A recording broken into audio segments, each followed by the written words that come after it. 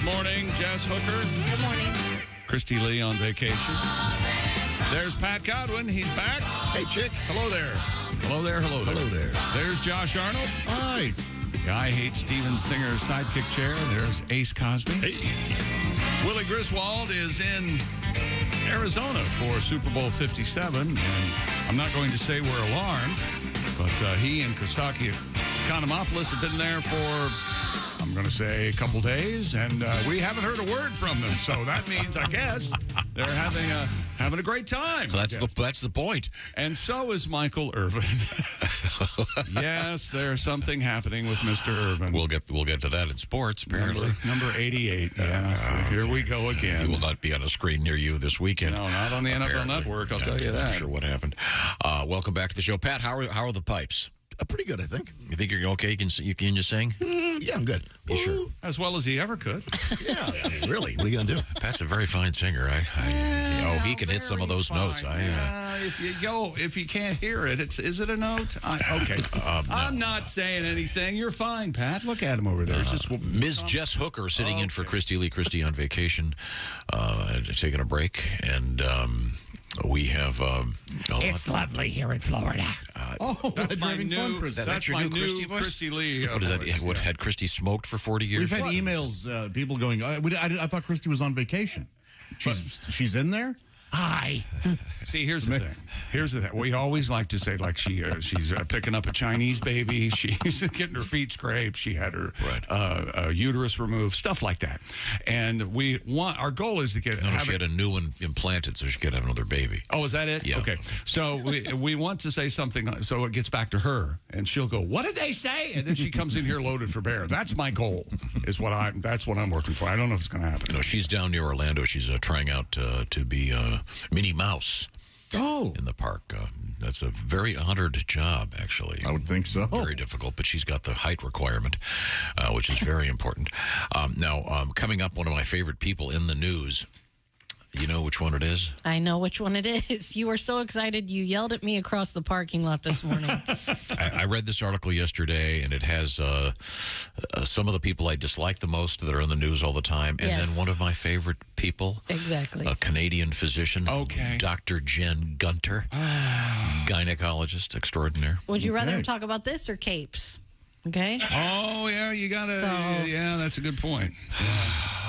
Underdog wore cape. Did we cover that? Yes. I'm still getting. I'm still getting. Such and such wore cape. I just think it's interesting. My part of the show. Woo. I mean, you have an affectation like that, and certain people can pull it off. You couldn't walk around Josh today wearing a cape and not have people go, uh-oh. Yeah, that's odd. Check that guy out. He's got a cape on. Just saying. Yeah, I mean, people are they're gonna keep their kids away from you, and it's a weird thing. Okay. Yeah. No, I don't think we should include. Underdog can really pull off a cape. Can he? The animated K9 superhero? You mean a dog that talks and can fly? You think we're going to give him special privileges, like wearing a cape and not thinking he's a jackass? Do you remember the villain on Underdog, Simon Bar Sinister? It's not one of the great villain names, I think. Yes. Oh, yes. I certainly always liked him. Coming up, we have a bunch of cool stuff in the news, including parrots in the news. I always love that. We have a bizarre story involving a crossbow. Those things always have scared the hell out of me. Crossbows terrify you. Oh, God, they're scary. One slip and... but we got a guy that was actively carrying a crossbow with bad intent. You'll see what happened. Also, today is National Pizza Day. Am I correct in saying this? It is. And I brought in pizza. And we have pizza in the news, too. And we have... Do we have one of those cookers? Two of them. We do. Yeah. What are these things called? Pizza Pizzazz. The Pizza Pizzazz? See, now, here's what I want to do. And I don't know if you're going to let me do this. I think we should put the Pizza Pizzazz right here on this counter. They're pretty loud. They are not. It just they kind of buzz. Yeah. Do they buzz? A bit. Yeah. They hum. I can just see it. But there's blowing nothing. The fuse. Well, that might make good ambient noise. And you know why they hum? Or ambient noise. Yes, we could. Because they don't know the words. Exactly, Jess. Thank you. This thing, it looks like a traditional vinyl phonographic turntable, but you put a pizza on it. Yeah. And then as it spins around, a portion of it has this thing hovering over it that is the heating element. No, there's two heating elements. That's why it cooks so well, because you're heating from the bottom. But you know, I'm sorry, but I told one of the chefs yesterday in the kitchen, I said, hey, they're bringing in this pizza pizzazz. He was like, oh, yeah, I have one of those. And I was like, The you chef are a does? trained chef, and you have a pizza pizzazz? And he was like, yeah. Unlike the typical oven, It's put it in pretty and good, kind of yeah. cooks it around. This cooks it up and down at the same time. I think we should get Ace. It's on nothing doing, more- doing that. You know those Call us those, number. those TV ads where the Buy one, get one free. there's one where the guy's got like a hipster beard, and he's always using these bizarre cooking devices. That you know who I'm Oh, I talking like that about? guy. That guy? Oh boy, yeah. He likes that guy, Tom. Yeah, that guy. That guy's with middle name Ponzi. That guy would sell anything, whatever it was. Oh, sure, it's laced with fentanyl, but it tastes great. Anyway, let's just move forward here. We're going to be making a pizza. Is that correct? Yeah, so we've got 3 pizzas. Several. Whoa! All right. Yeah. And it is a National Pizza Day. Wait a minute. What about the Andy Reid mac and cheese? Oh, that's tomorrow. So right now, I put up a poll on Instagram so that our Wait a minute. listeners. What about the Andy Reid mac and cheese after the pizza conversation? Said the fat guy in the room. That'll be tomorrow. We're going to have our listeners vote on what shape pasta they want us to use in the mac and cheese. That's right, because as Tom's told us, all pasta tastes differently. It actually doesn't. It's We can't Pasta use tastes can't different. use tiny stars because they're going away. well, we make homemade pasta where I work, so we're going to bring in that. Different shaped pasta, different thicknesses, has a different Yes. taste. So On the sophisticated palate, one might know. Can I, However, Cheese Whiz over there couldn't tell. My vote for noodle for the macaroni and cheese, pork and veal tortellini. well, that's not one of the choices. It's Campanella, Radiatore, and Penne. Campanella shaped like little wheelchairs. They're not. Anyone get that joke? I do, don't- but I'm almost as old as you Some are. bad taste. Roy Campanella, catcher for the Dodgers, Hall of Fame. He was in a wheelchair. Yeah, he was in a car accident. He was in a car accident, and he was an amazing athlete in a car accident and confined to a wheelchair for the rest of his sad life. That's this guy's idea. And in his honor, they're making a wheelchair show. My dad was in a wheelchair. He would have loved that He show. was a catcher, right? Who? I don't know how he loved. Was he a catcher? Yeah. Oh, no, yes, he was a baseball catcher. You would assume they would still let him play. I mean, if there's any position in sports that a a catcher would be. Okay. Right? As opposed to a happy deep bottom. Now, we'll move forward here. We've got sports news, Tom. Did you know the Super Bowl's Sunday? Did you know that? I heard. Yeah, you've heard that? And the NBA's making some noise. Kevin Durant, no longer a Brooklyn Net. He is now a happy member of the Phoenix Suns. And Kyrie Irving made his debut last night with the Dallas Mavericks, scored 24. And Did he have a press conference afterward to start whining about something? Is he whining did, already? Yes, he did, actually. They were asking him about how Kevin, it's the first day. He was happy Kevin Durant got out of Brooklyn, I guess. Speaking of Kyrie, chick, you were a bartender for a little bit, didn't you? When you were walking home from the bar, you ran across I don't know what you a grasshopper walking towards you. Oh, I did, and I said, "Good evening. My name's Chick." And the grasshopper said, No, and you said, "Hey, hey." we have a drink named after you." The grasshopper's name was Irving. No. When the grasshopper says, what is you it? have a drink named Irving? It's unbelievable. Wait a minute. You So- spoon-fed. Try it with me, Josh. Go ahead. Tom, remember when you were a bartender? You told me a great story once about how you were walking home from work. I was walking home from work. ashamed. I was walking home from work, and this grasshopper walks up to me. I looked at him and I said, "Hey, we have a drink named after you." And the grasshopper says, "You have a drink named Irving?" See, it's a talking grasshopper, and he's from the Bronx. You have a drink named Irving? He's from the Bronx. Oh, that's a Brooklyn accent, a Bronx accent. Bronx, Okay. Brooklyn, different places. Same thing. It's unbelievable. Okay. It's a geographic accent, is it? Is that right? Streisand and Redford together?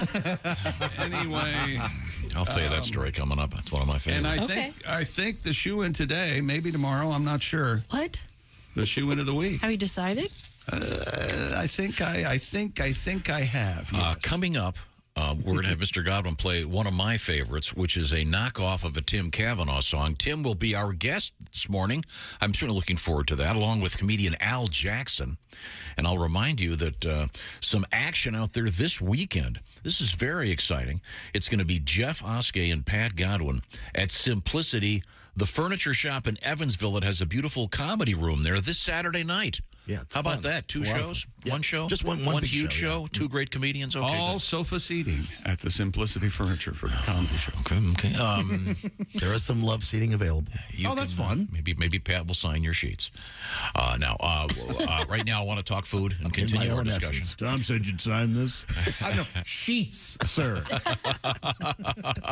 That's also coming up on the news, by the way. Did you see that story?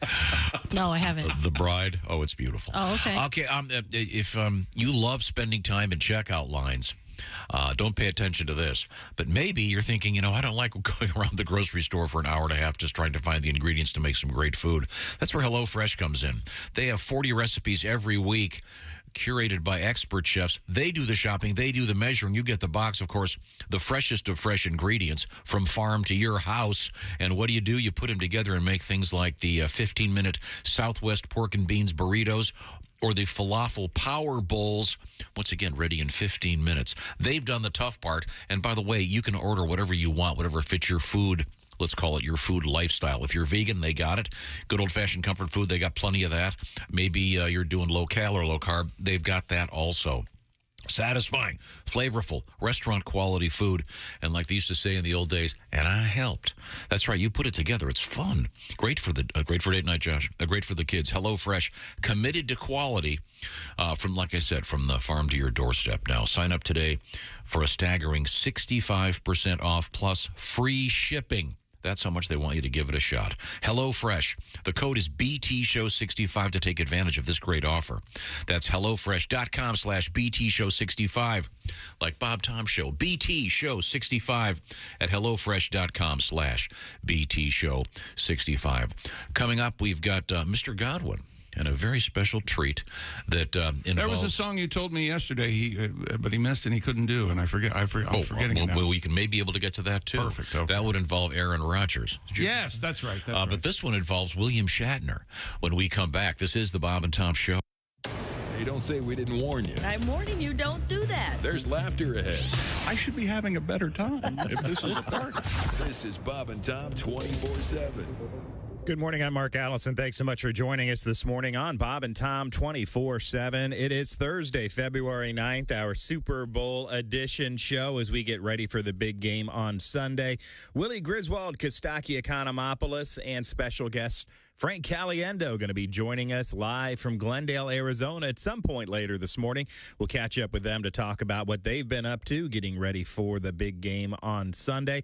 And, of course, we'll be checking back in with them again on Friday morning as all the fun and festivities ramp up in Glendale, Arizona. Of course, the Super Bowl game between the Kansas City Chiefs and the Philadelphia Eagles coming up on Sunday. Super Bowl 57, and we'll have all the coverage. Chick McGee at the sports desk, and he could have his shoe-in pick of the week. Al Jackson and comedian Tim Cavanaugh. All on the way on a Thursday right here on Bob and Tom 24/7.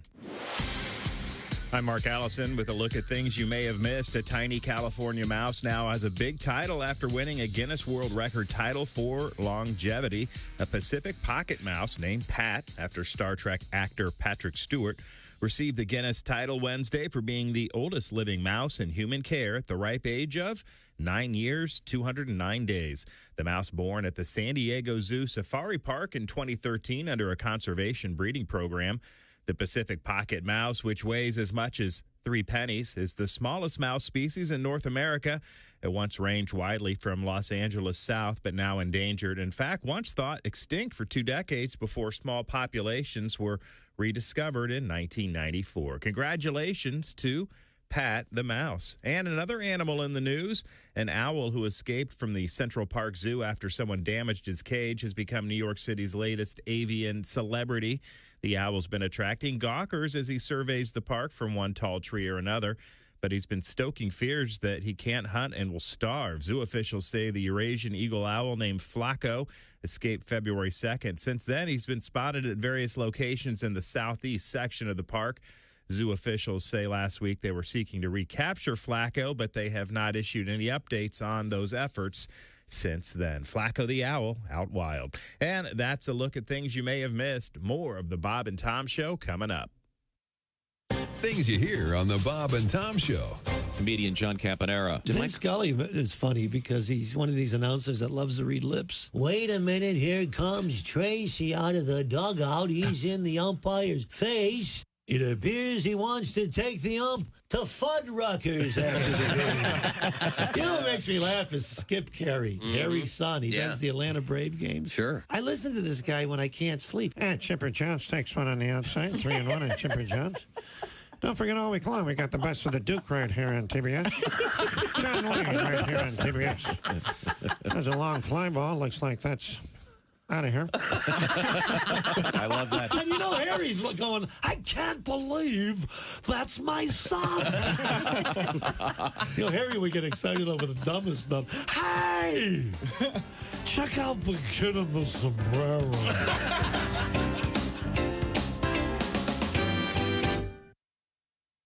Ladies and gentlemen, Bob and Tom. A woman got a car key stuck in her face when her friend threw her keys to her. What you failed to mention, on a positive note, it did cure her lockjaw. You see the key in the jaw, the lock. Okay, Tom, we aren't going to do this again. Bob and Tom in the morning and highlights all day long. The Bob and Tom Show, weekday mornings at 6 a.m. Eastern on Bob and Tom 24/7. Hi, this is comedian Tim Cavanaugh, and you're listening to Bob and Tom 24/7. We're in a gym today to find out what athletes need after they've had a big workout. Excuse me, sir? Yeah. You look pretty sweaty. Yeah. I just jogged 5 miles. I did the weights, did some step aerobics. God, I'm dying. What do you need after a big workout like that? I could use a big glass of water. Water? Yeah. You don't want water. You need something to replace your bodily fluids. Get you back on your feet again. Yeah, that makes sense. All right, what do you got? Here, try this. What is it? Thirspiration Plus. Thirspiration Plus, huh? Replaces all your bodily fluids after a big workout. All right, I'll try it. Jesus, what is that? Tastes like sweat. It is sweat. Well, a little coloring. We added some carbonation, but What are you trying to do to me? Thirspiration Plus replaces all your bodily fluids lost during a big workout. Manager! Thirspiration Plus. Bodily sweat and icy cold jug. Come here, you crazy son of a... I borrow your shirt and your shorts for later. You're sick! Thirspiration Plus. Lemon lime, tropical punch, or clear.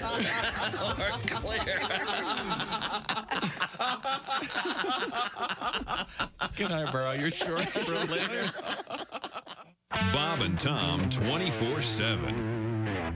You know you're too high when you're eating cereal naked and your girlfriend tells you to put some clothes on. You realize it's not your girlfriend. It's just a woman on a bus. That's how you know you're too high. Bob and Tom. If you irradiate poop, it will be sterile, but it's still poop. You can pick your morning radio show. Welcome back to the Bob and Tom Show. Christy Lee on vacation. That's Jess Hooker at the news desk. Hey, buddy. Hey, there it is. There's Pat Godwin in the performance room. Hey, chick. Hey, man. There's Josh Arnold. The I Hate Steven Singer sidekick chair.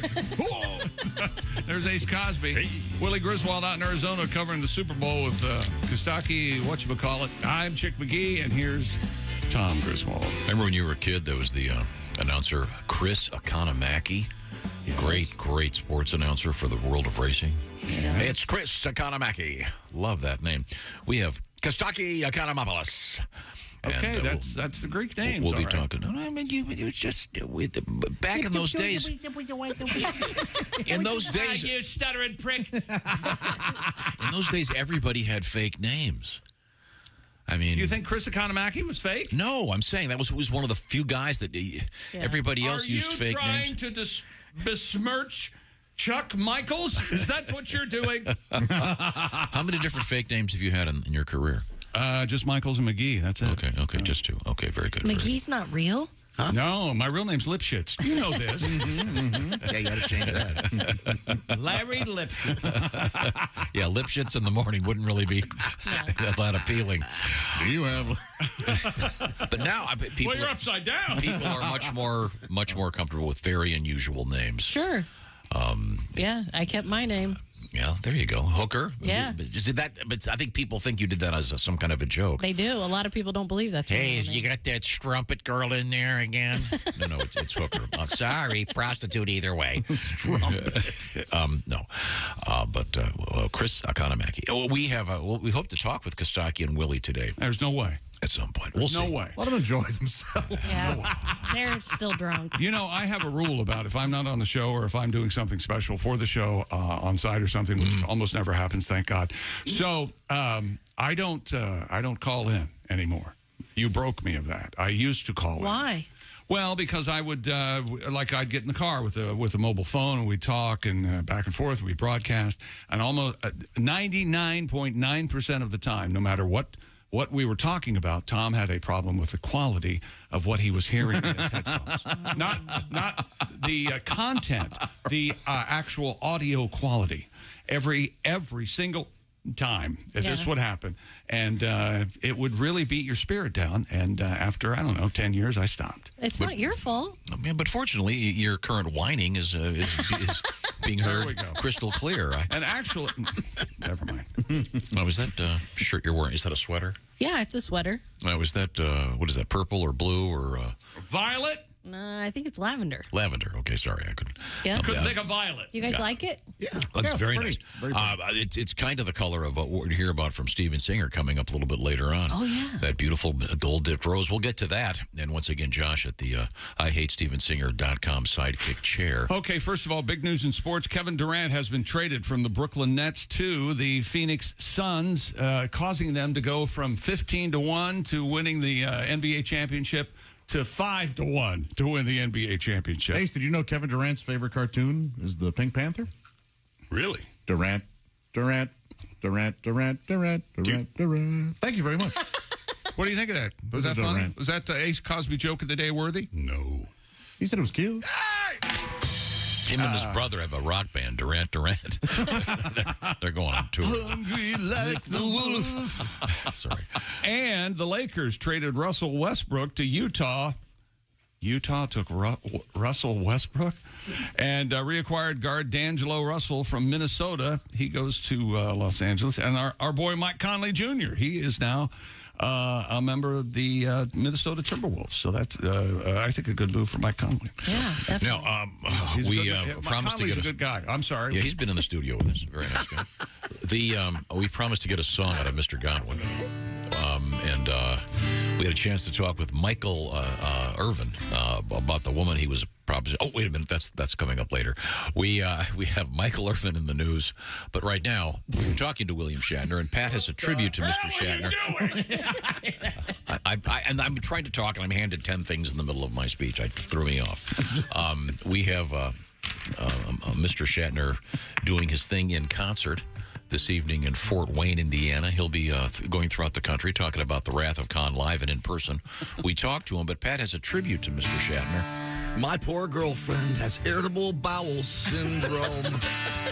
And William Shatner souvenirs displayed in her home. She has Shatner pants. She has Shatner shoes. She has Shatner girdles. Sometimes people don't even notice. She has Shatner sheets. She has Shatner underwear. She has Shatner jammies. A Star Trek bed. She's even Shatner too. Thank you, everybody. Little tribute to Star Trek fans. Yeah. And to Mr. Shatner. And Tim Cavanaugh hats off to Tim. inspired, yeah. Hats off to Tim Cavanaugh. He'll be our guest later this morning. You have to wonder if anyone asked William Shatner, why don't you change your last name? Do you know what it means or what it sounds like? And he said, no, I don't think so. Okay. No, when you grow up with it as your name, you don't think it's a bad word. You know? Yeah. No? Yeah, and I'm not sure that was as actively in... Oh, that term? Yeah. I don't think it was... Chat? Yeah. The past tense of... Yeah. Okay. You're probably wondering, why am I playing this? I would love it. I guess they play it. Here's your yearly reminder from Elwood City, Pennsylvania's own Donnie Iris will be turning 80 on Tuesday, February 28th. Wow. So starting today, we're counting down. I'm kidding, of course. It says here that Donnie's one of Chick's favorite rockers. Hope you'll be able to hook up a quick call to wish King Cool a happy birthday. All right. That's Rich from Butler, Pennsylvania. Pat, you got any illumination on where Butler is? It's sort of outside of Pittsburgh, maybe by an hour or something. Oh, all right. Okay. There you go. Now, where was I before William Shatner? Oh, you know what we need to get to here. Let's do this. Former Cowboys star Michael Irvin was part of the NFL Network Super Bowl coverage on Monday night. They call it opening night at the Super Bowl. It used to be press day on Tuesday, but now it's opening night. And everybody and their brothers and sisters are invited to come out and ask people questions. But Michael Irvin, part of the NFL Network, he gets to come on stage and stand next to whoever he's talking to, which I thought was kind of awkward, but that's just me being petty. Now, my point is, according to the Dallas Morning News, a woman at 88 Irvin's Hotel has made a complaint about the Pro Football Hall of Famer following an encounter with him on Sunday. Oh.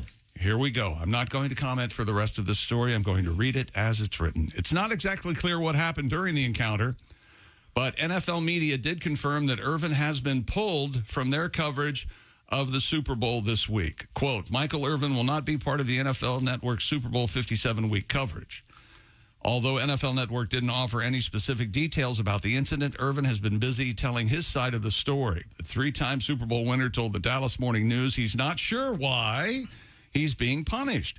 According to Irvin, he did briefly speak to a woman in his hotel lobby on Sunday night, but the entire encounter, Mike said, lasted less than a minute. Quote, honestly, I'm a bit baffled with it all. This all happened in a 45-second conversation in the lobby when I got back after going out. I came into the lobby and I talked to somebody. I talked to this girl. I don't know her, and I talked to her for about 45 seconds. Irvin also noted the only physical contact that took place during the brief encounter was a handshake. We shook hands, Mike says. That's it. I left. That's all I know. I don't recall that conversation, to tell you the truth. We were out drinking. It was just a friendly conversation. What's up? I don't even know. I am totally perplexed. And at first, he said, I never met anyone. He just came back from going out and went straight to his room. But they had video and showing him plainly interacting with this woman. Oh, so but the video will show if he did anything physically inappropriate. Well, physically inappropriate. Right. But I think I think the implication is that he may have propositioned her. Mike says, what law did I break? There was nothing, definitely nothing physical. That's honestly all that happened. Nobody was in my room. It was a 45-second conversation. But whatever's happened and whatever this woman contends, he has been taken off NFL Super Bowl 57 coverage. Do we have a time that this took place? It does not give a time in the story, but after going out, so I don't know.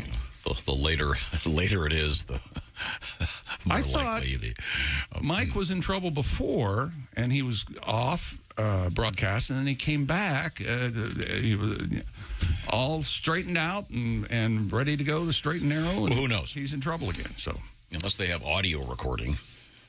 Oh, I don't know about it. No, who knows at this point? Yeah, probably. I don't know. Okay, well. You think Mike was wearing his NFL Network broadcasting setup so they could go back and check the tape and see what he actually said?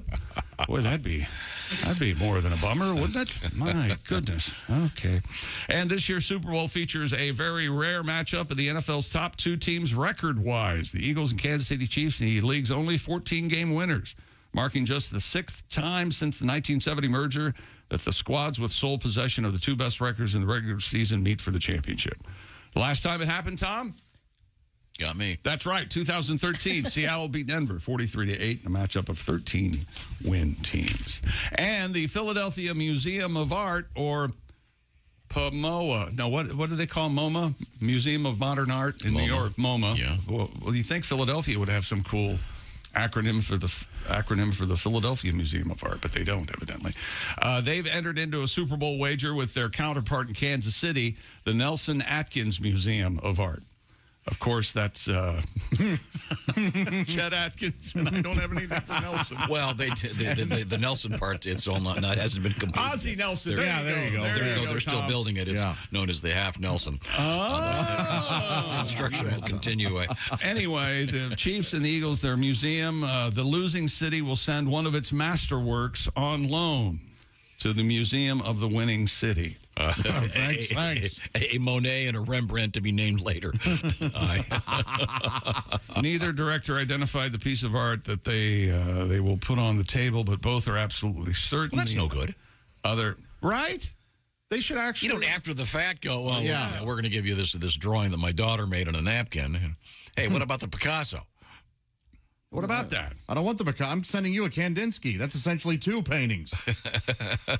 Oh, that's very good. I always wanted to be a member of a crew and an art heist. I always thought that would be very exciting. Thomas Crown affair? Yes, art with a van and schematics and tubes. Get me the drawing of the. It's got the blueprints here, but really it's a rolled up Picasso. Yes. Yeah. That's right. Oh, the classic. What do you got there, Lee? Curtain rods? You know, stuff like that. Yeah, sure. You know what I'm saying, Tom? Yeah, there's a book depository. Just eat your chicken. Well, now, yesterday it was announced that Aaron Rodgers is going to go and take 4 days of darkness. He's going on a darkness retreat. It's supposed to stimulate your decision-making. Well, just isolation, just so he can think. I think it makes sense. Good for him. Good for him. I like Aaron Rodgers. Well, the guy's a great athlete. I mean, he's fine. Won Super Bowl. Is he a first ballot Hall of Famer? Yep. I don't think so. You know, really? I don't. I know. Some crabby old guy that never got tackled in junior high school is going to say, no, you're not any good, Aaron. I got tackled in junior high school. Hardest I ever got hit by this little squirrely guy. Man, hit me right in the chest. I thought I was going to die. Anyway, he's going to go. You can leave anytime you want to, he says, at this darkness retreat, but they have a... They bring you food, but total darkness. No phone, no nothing. You get away from your phone. You get away from distractions. You get away from all these people who don't know you telling you what you should do with your life, and he can think. Oh, that's what it is. It's also called a silent retreat. They do those too, but you can do those in groups. So when he said he was going back into darkness, I thought he was getting back together with Danica. Ooh, wow. Real? Gee, that's going to cost us. Swing and a miss again. That is an amazingly wonderful joke in my book. I love it. So much so that you thought a chuckle would be, perhaps. I was stunned. Oh, I see. I was laughing so loud inside. Okay. I was stunned. Okay, good. All right, good. Well, leave the guy alone. Hope he has fun. Now, what he should do when he gets back is find his sweetie, whoever she may be, and it's none of my business, some beautiful pajamas from PajamaGram, ladies and gentlemen. Are coming up.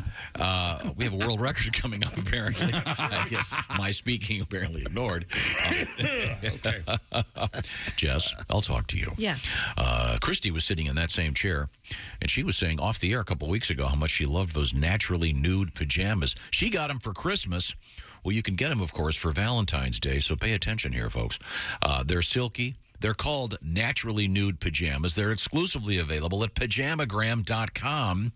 It's going to feel just like her soft skin, more alluring than lingerie, and leaving nothing to the imagination. And they're comfortable for her, and they're comfortable for you, and you can save 25% if you use the code NUDE.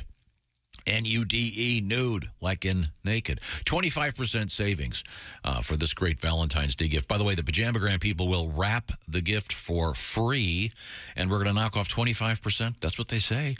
Naturally nude pajamas, free gift packaging. Act now, because last year these sold out before Valentine's Day. So you've only got a few days to get this done. I would do it right now. You go to PajamaGram.com. The code is NUDE, N-U-D-E, save 25%. Ordering the naturally nude pajamas from PajamaGram. Tell them the Bob and Tom Show sent you. That'll be nice. Oh, thank you. Hello, Bob and Tom Show. Now, we are coming right back. Apparently, we have a world record. Yes, we do. And we also have pickles in the news. We have one of my favorite people in the news, the Canadian gynecologist Dr. Jen Gunter is in the news today, and she's talking about something very important for the ladies because we have another scam out there trying to scam you women into doing something you don't need to do. Oh, boy. Are you familiar with Dr. Gunter? I am, yeah. You know, she wrote a book called the Vagina Bible. The Vagina Bible. Have you read any of that, Tom? Just Cooteronomy. That's my favorite book. Oh, my God. When we come back. You're an awful man. When we come back, we'll hear about that and more. This is the Bob and Tom Show. Text us at 888-262-8661. More Bob and Tom next. State law.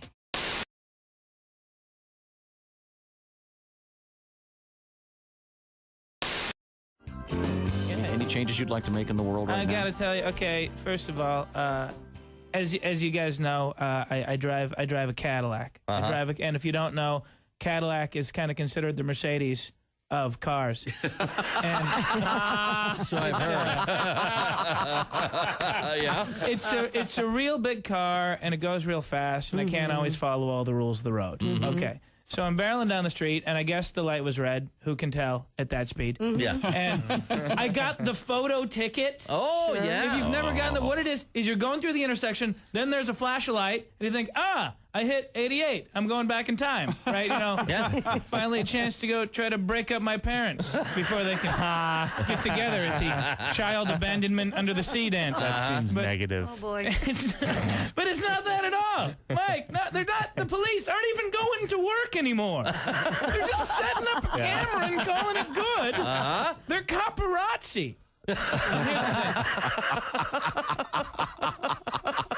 I don't blame them. I don't blame all the laws that they're supposed to. You get in your car, you got to wear a seatbelt. Why do you wear a seatbelt? Because it's the right thing to do? No, because the man tells you have to. That's right. Click it or ticket, jackass. Right? Because your government is very, very concerned about your health and safety, and they always have been. And if you got a kid, they're really concerned about your kid's health and safety. Because if you got a kid, you got to put the kid in the car seat, then put him in the back seat. Then there's a wreck, and the airbags come out, and the good ones, they jettison the car seat from the car. Then a parachute comes out, and the kid gently floats to the ground like the beginning of I Dream of Jeannie, because the government is very, very concerned about your children's health and safety, and seatbelts are a big part of that. Really? Ever seen a school bus? Yeah. Yeah, the only seatbelt there goes around the 50-year-old parolee driving the damn thing. Oh, yeah. That dude's strapped in like he's going to lethal injection. Meanwhile, the kids are in the back flying around like lottery balls. No. Your government does not make you put on a seatbelt to protect you. They make you put on a seatbelt to control you. They make you put on a seatbelt because it's the only tangible way they can physically tie you up during the day. How about click it or take responsibility for your own health and safety, because this is America and not some fascist regime. What are you saying, Og? You saying you're against seatbelts? You're damn right I'm against seatbelts.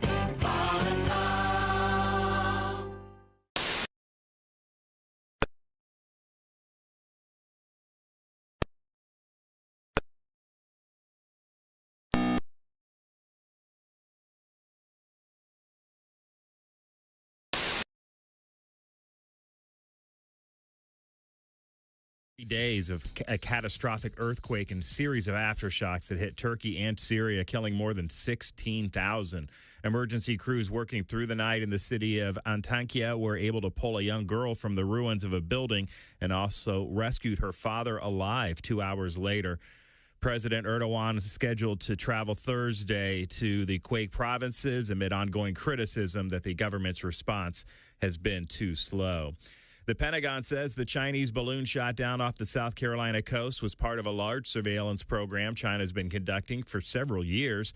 The Pentagon press secretary says when similar balloons passed over U.S. territory on 4 occasions during the Trump and Biden administrations, the U.S. did not immediately identify them as Chinese surveillance balloons. It was only subsequent intelligence analysts that allowed the U.S. to confirm they were part of a Chinese spying effort and learn a lot more about the program. The spokesman, Brigadier General Pat Ryder, refused to provide any new details about those previous balloons on Wednesday. The Walt Disney Company says it will cut about 7,000 jobs as part of a significant transformation announced by CEO Bob Iger. The job cuts amount to about 3% of the entertainment giant's global workforce and were announced Wednesday after Disney reported quarterly results that topped Wall Street forecasts. And that's a look at your news headlines. More of the Bob and Tom Show coming up. Hey, Shooter, it's Kenny Tarmac. Hey, we just landed. I'm an ORD, just got in from TPA through ATL. And hey, guess what else just landed? The Bob and Tom app. I know.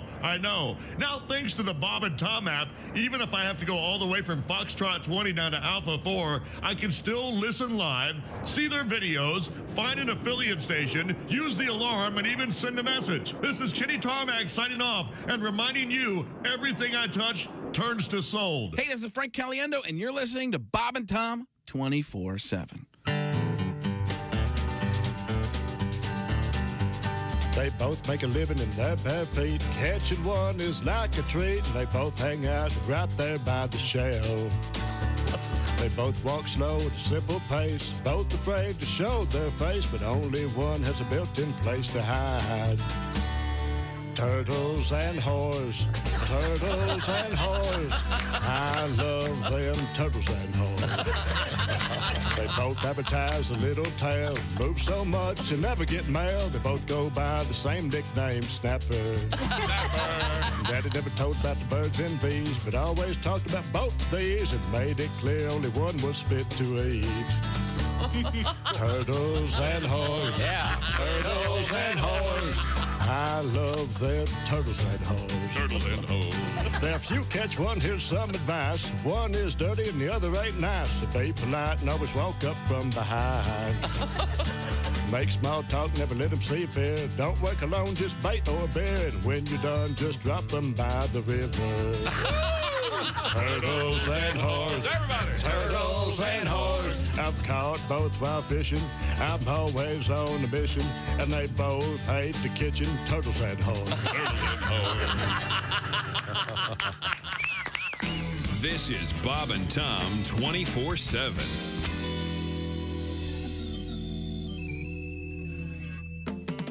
It's time once again for people who suck at small talk. Hey, nice weather we're having today, don't you think? Yeah, it is rather amazing the cyclical manner in which meteorological trends manifest themselves. Jeez, sorry I asked. Join us again next time for people who suck at small talk. Hi, this is Nick Griffin, and you're listening. More on that coming up. Hey, welcome back to the Bob and Tom Show. Jess Hooker at the news desk. Hello. Christy Lee on vacay. Having a lovely time in Florida. Oh, good, Christy. Good. You sound like it. I just want to make Pat laugh. The water's fabulous. The water's amazing. Yeah, get mother another cocktail. You know what? I'm going to drink till I can't see my feet. Why am I laughing so hard? Hi, Pat. How are you, buddy? Yeah, he's in the entertainment room there. There's performance Josh Arnold. He's at the I Hate Steven Singer sidekick chair. There's Ace Cosby. What are you, Yoda? Can you put the words in some order? Performance room, Steven is Singer, comma. Willie Griswold and Kostaki, what's his name, is out there in Arizona for the Super Bowl. They have not checked in yet, so I guess they're doing well. I'm Chick, and here's Tom with an email. Got a stack of it here. This comes to us from Tyler in Mount Juliet, Tennessee. He says, I was at the local butcher shop buying a pork butt for my upcoming Super Bowl party. A giant pork butt. Pork butt as opposed to pork belly? Yeah. Okay. To my utter shock and delight, there was a box on sale of Mackinac Island fudge. I rolled my eyes when I heard Tom say that Mackinac Island fudge was famous. But this wasn't a butcher shop in Michigan. Nope, in Mount Juliet, Tennessee. By the way, shout out to Houston's Meat and Produce. What? Then he says, I wish Tom would admit he's wrong about the lisp and me and Mrs. Jones. Well, Tyler, I'm sorry. I am correct. Famous lisp for me and Mrs. Jones, one of my favorite songs, certainly. But the lisp is certainly there. Well, maybe. Has he ever played this song for you? Yes, Jess, yeah. No. Listen carefully, Jess. Okay. When he says me and Mrs. You can't. You're leading the witness. No. Objection, Your Honor. You are leading the witness. You know, this is a terrific song. This is Billy Paul, audiologist or speech therapist. Is going to go clearly. Could not be sibilant. Mrs. any plainer. No. Have you ever heard anyone else agree with you on this? That's because I'm special. Now, So that's a no. Well, you'll get that. You won't get an argument from me on that. You are. the point is, Mackinac Island fudge is delicious. And then it's thank you, Tyler, for agreeing with me on that. And have you ever are you a fudge eater? The hell kind of a question is that? No, Jess is our chef, our cook. She's going to make pizzas today. You have a sensitive palate, unlike the rest of these Philistines. Right. No, I'll make fudge on occasion. I don't buy fudge, but I'll make it and eat it. But Anyone? I don't buy it at the store. I think I'm exempt from this conversation. But yeah, no. I think I may be as well. No. Okay. Let's just move forward and go back to the wait a sports. minute. What is in fudge, though? It's just like sugar and chocolatey chocolate. And concentrate, the thick, good concentrated milk or whatever they call that. What's the thick milk that comes in a can? What's that called? Condensed? Evaporated milk. Oh, evaporated they make it on a big marble slab with these huge squeegees. It's really hard work. I used to use marshmallow fluff in mine. A lot of people do that too. There's lots of variations. It's more than just You the know what? consistency. It's like a weird brownie. But I don't like marshmallows. You know? No. Well, that's interesting. When I was a kid, I always thought that when you opened a can of evaporated milk, it should just be empty. Makes sense. Oh, yeah, well. It's Hey, where's the evaporated. milk? Evaporated. You know why I don't like fudge? That's George Carlin. That's jumbo shrimp material. I like that. Put that in your show. The people who make fudge, they're show-offs. They always are in front of a big window. Oh, yeah, singing? Stop. Yeah, and look at them and go, oh, look at you making fudge. It's incredibly difficult and very time-consuming. I'd like to remind you that... another thing you can't do. What do? What do you cut that in squares? Holy hell. Yeah. Culinary artist. Oh, yeah. I can just... Josh, I hope you go into a place one time and the chef walks up and goes, you want to come back here and see how hard I work while you sit here on your ass? Okay. No. I want to say that... Owning and a thriving restaurant's got to be one of the easiest jobs in the face of Yeah, for sure. Yeah. Especially those first 2 years. Yeah, you're there every day. People don't come in, the employees. You end up doing every job. Well, I've got to clean the toilet, then make the pie. Mr. Godwin and Mr. Oskey from the show are going to be in Evansville, Indiana this weekend. Saturday only, one great show at Simplicity Furniture Shop. That'll be fun, Pat. It's a great place. A lot of furniture. Pat, we're going to let you rest your throat. So maybe we'll get one more song, then we're kicking you out. You don't have to kick me out. No, we're kicking you out.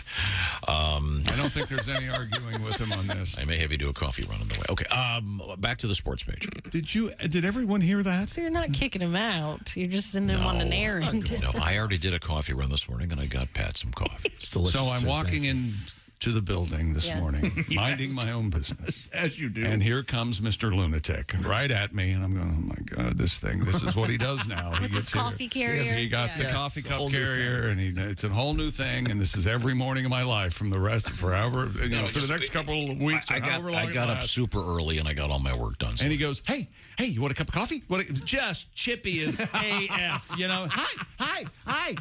And no, Tom, I don't want any coffee. You sure? Cup of coffee. Get you a cup of coffee. All of this is verbatim. And I go, no, Tom, I don't want a cup of coffee. And then he goes, it's free. That's nice. Well, it was dark. I thought I was talking to Ace. So anyway. I had a rough morning. I got up extra early. I got up at 10 of 2. I heard about this secondhand, and I'm shocked and dismayed for you. Because, I'm not living in my own house, and I have 2 giant white dogs. Yes, and one of them had an incident. So I had to clean that all up. And then... crap the bed. And then... but you didn't have your... It was check local listings. It was raining, and I didn't have my whole system where I have... Whenever there's an accident, I have... In the warehouse of great advice you've given me, and I'm not making... that's not a joke... one of the best ideas is that if your puppy dog or cat or whatever you had on the floor, you cut a paper plate in half, scoop it into that, and bang, you're done. It's an amazing You have a trick. kit. You have a kit. I'll tell you about it. Mhm. Rubber gloves. Check. Gloves. Paper plate cut in half. Got it. You go down there, you scoop it, throw it into a little mini wastebasket with a garbage bag in it. Boom. Throw the gloves in. Boom. You're done. Done. Throw the gloves away, too. Boom. Oh, God, hold yeah. on. That's Okay. great. All right. Yeah. But because I used to have a dog that had seizures all the time. Yeah. So every morning I had to do it. Yeah. Every morning. Yeah. So I got really used to it. But that's our dog tip of the day. But in any event, so that's why I was here so early, and I was very chipper, went to get some coffee. So the dog did that at this house that it's not yours, and you didn't have your kit with you. Yeah, but I cleaned it up nevertheless the old-fashioned way. How's that? Your robe? You rub around in it? No, I took Kelly's pajamas. Yeah, sure. Yeah, sure. I put it on a sanitary wash. They'll be okay. Yeah. No, sanitary wash setting. Boy, they saw you coming, didn't they? Put that on your washer. Oh, I love that. Dishwasher has that, too. Is that right? Sanitary cycle? Oh, yeah. Yeah, shouldn't all washers just be sanitary No, cycle? but this one kills an extra tree and wastes a lot of water. I was gonna So say, it's my favorite see. thing. How much hot water you use a day? 1,000, 15,000 gallons? It's got to be a county's worth. Yeah, I'm paying for it. We have a world record coming up, and we'll take a look at the Super Bowl coming up. Real quick, kind of inside thing here. Yeah. You know where I'm living right now. Yeah. And that I go down that's your favorite street of all time. Yep. Beautiful road. Unbelievable. But it goes by the sewage treatment plant. It sure does. There's an odor every now and then. But if you forget. You forget. Yeah. And you'll be in the car. Daddy. Oh, yeah. Yeah. Did you cut one? Daddy, did you cut one? Then you have to explain what a sewage treatment plant Right. is. This happened to me 2 days ago. Occasionally, it's a little ripe. Check local Maybe listings. pull over, give them a tour of the place. You know, Tom and I, We got a field trip to the sewage treatment plant when we were kids. Tom and I So went there Really? one morning as well. Every class. We Yeah. had a great And time. the guy at the end of the thing takes a glass, walks up to this thing, and goes shh, and drinks it. Nope. Because that's how what a great job they do with the water. I have no doubt they do a great job. That's But a my magic trick goodness. there. And Tom's far too modest to say this, but he came up with an entire advertising campaign for the water. They need a mascot. They needed a mascot. It was Teddy Tudd, but it's T-U-R-D, but the R's kind of fallen off. It's kind of askew. Looks like a brown pickle. Teddy Tudd. Just telling people what a great job they do at the sewage treatment plant. That's hard work. Boy. When we come back, we have a world record. We have Dr. Jen Gunter in the news talking about a ridiculous thing that women are being told to do that you don't want to do, ladies. Come on. When we come back, we'll get to it. This is the Bob and Tom Show. Thanks for listening to the Bob and Tom Show this morning. Even though we're not too much to look at, you can also watch the show on our YouTube channel.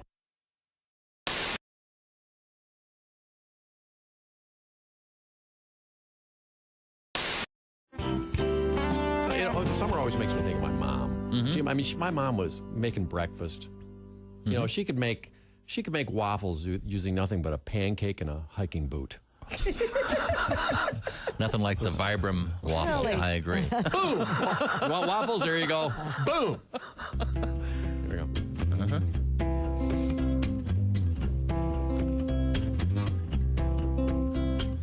How's it start? Oh, yeah. Sneezing from the pollen, the chain caught my shoestring, hit the center bar on my bicycle, and almost lost my bearings. I love summer. Good old summertime. I got sunburned on the soles of my feet. A lot of sand where the sun don't shine. Sunburned at the beach, in pain the whole darn night. So much skin peeled off my back, you could make a set of Samsonite. I love summer. Good old summertime. I got sand burned on the soles of my feet. A lot of sun where the sand don't shine. Putting on a cold, wet bathing suit. Mosquitoes and bees and tetanus shots in the derriere. Something's crawling in the foot of my sleeping bag, and flaming marshmallows in my hair. Drop and roll. Caught a baseball with my face. Potato salad in the sun. Salmonella steps up to the plate. Listeria gets the run. Oh, I love summer. Good old summertime. I got foot sand on the sole of my burn. A lot of feet where the sand don't shine. I got shine soot on the sole of my pants. Oh, shine something soot. Else. Yeah. Ah, thank you. Beautiful. Haywood Banks.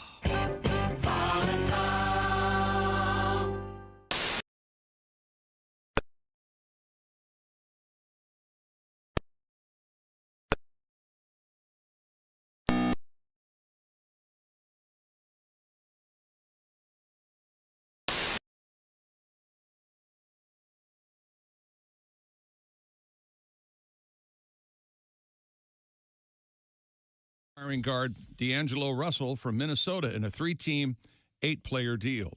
And this year's Super Bowl features a rare matchup of the NFL's top 2 teams from the regular season, the Eagles and the Chiefs, the league's only 14-game winners. The Eagles still a 1.5-point favorite. NBA action last night, Kyrie Irving makes his debut for the Dallas Mavericks, leading them to a win over the Clippers, 110-104. Kyrie had 24. Also winning Cleveland, Washington, Toronto, Boston, Miami, Sacramento, Minnesota, and Portland. Top 25 college basketball. Houston wins. Number 3, Alabama over Florida. Vanderbilt upset number 6, Tennessee. West Virginia over number 11, Iowa State. Also winning in the top 25, Baylor, Providence, Creighton, and San Diego State. And just 2 games in the NHL yesterday. The Rangers beat Vancouver and Dallas over Minnesota.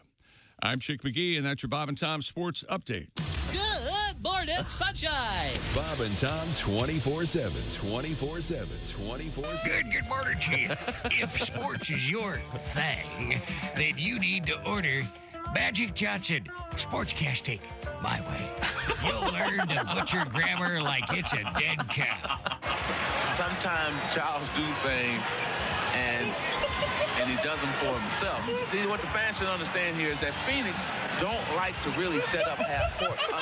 Magic's insights will teach you how to lose your train of thought in the middle of a sentence. You know, he's amazing. Every time he does something crazy or something.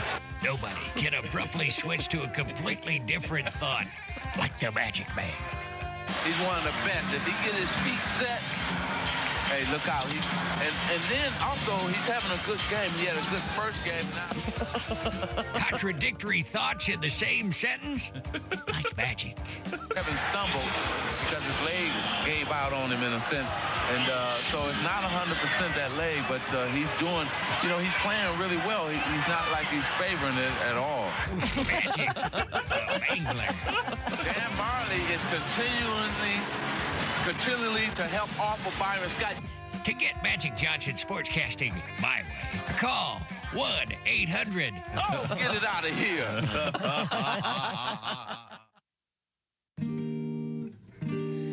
Hey, this is Henry Phillips, and you're listening to Bob and Tom 24/7. Well, what else would you be doing with your time?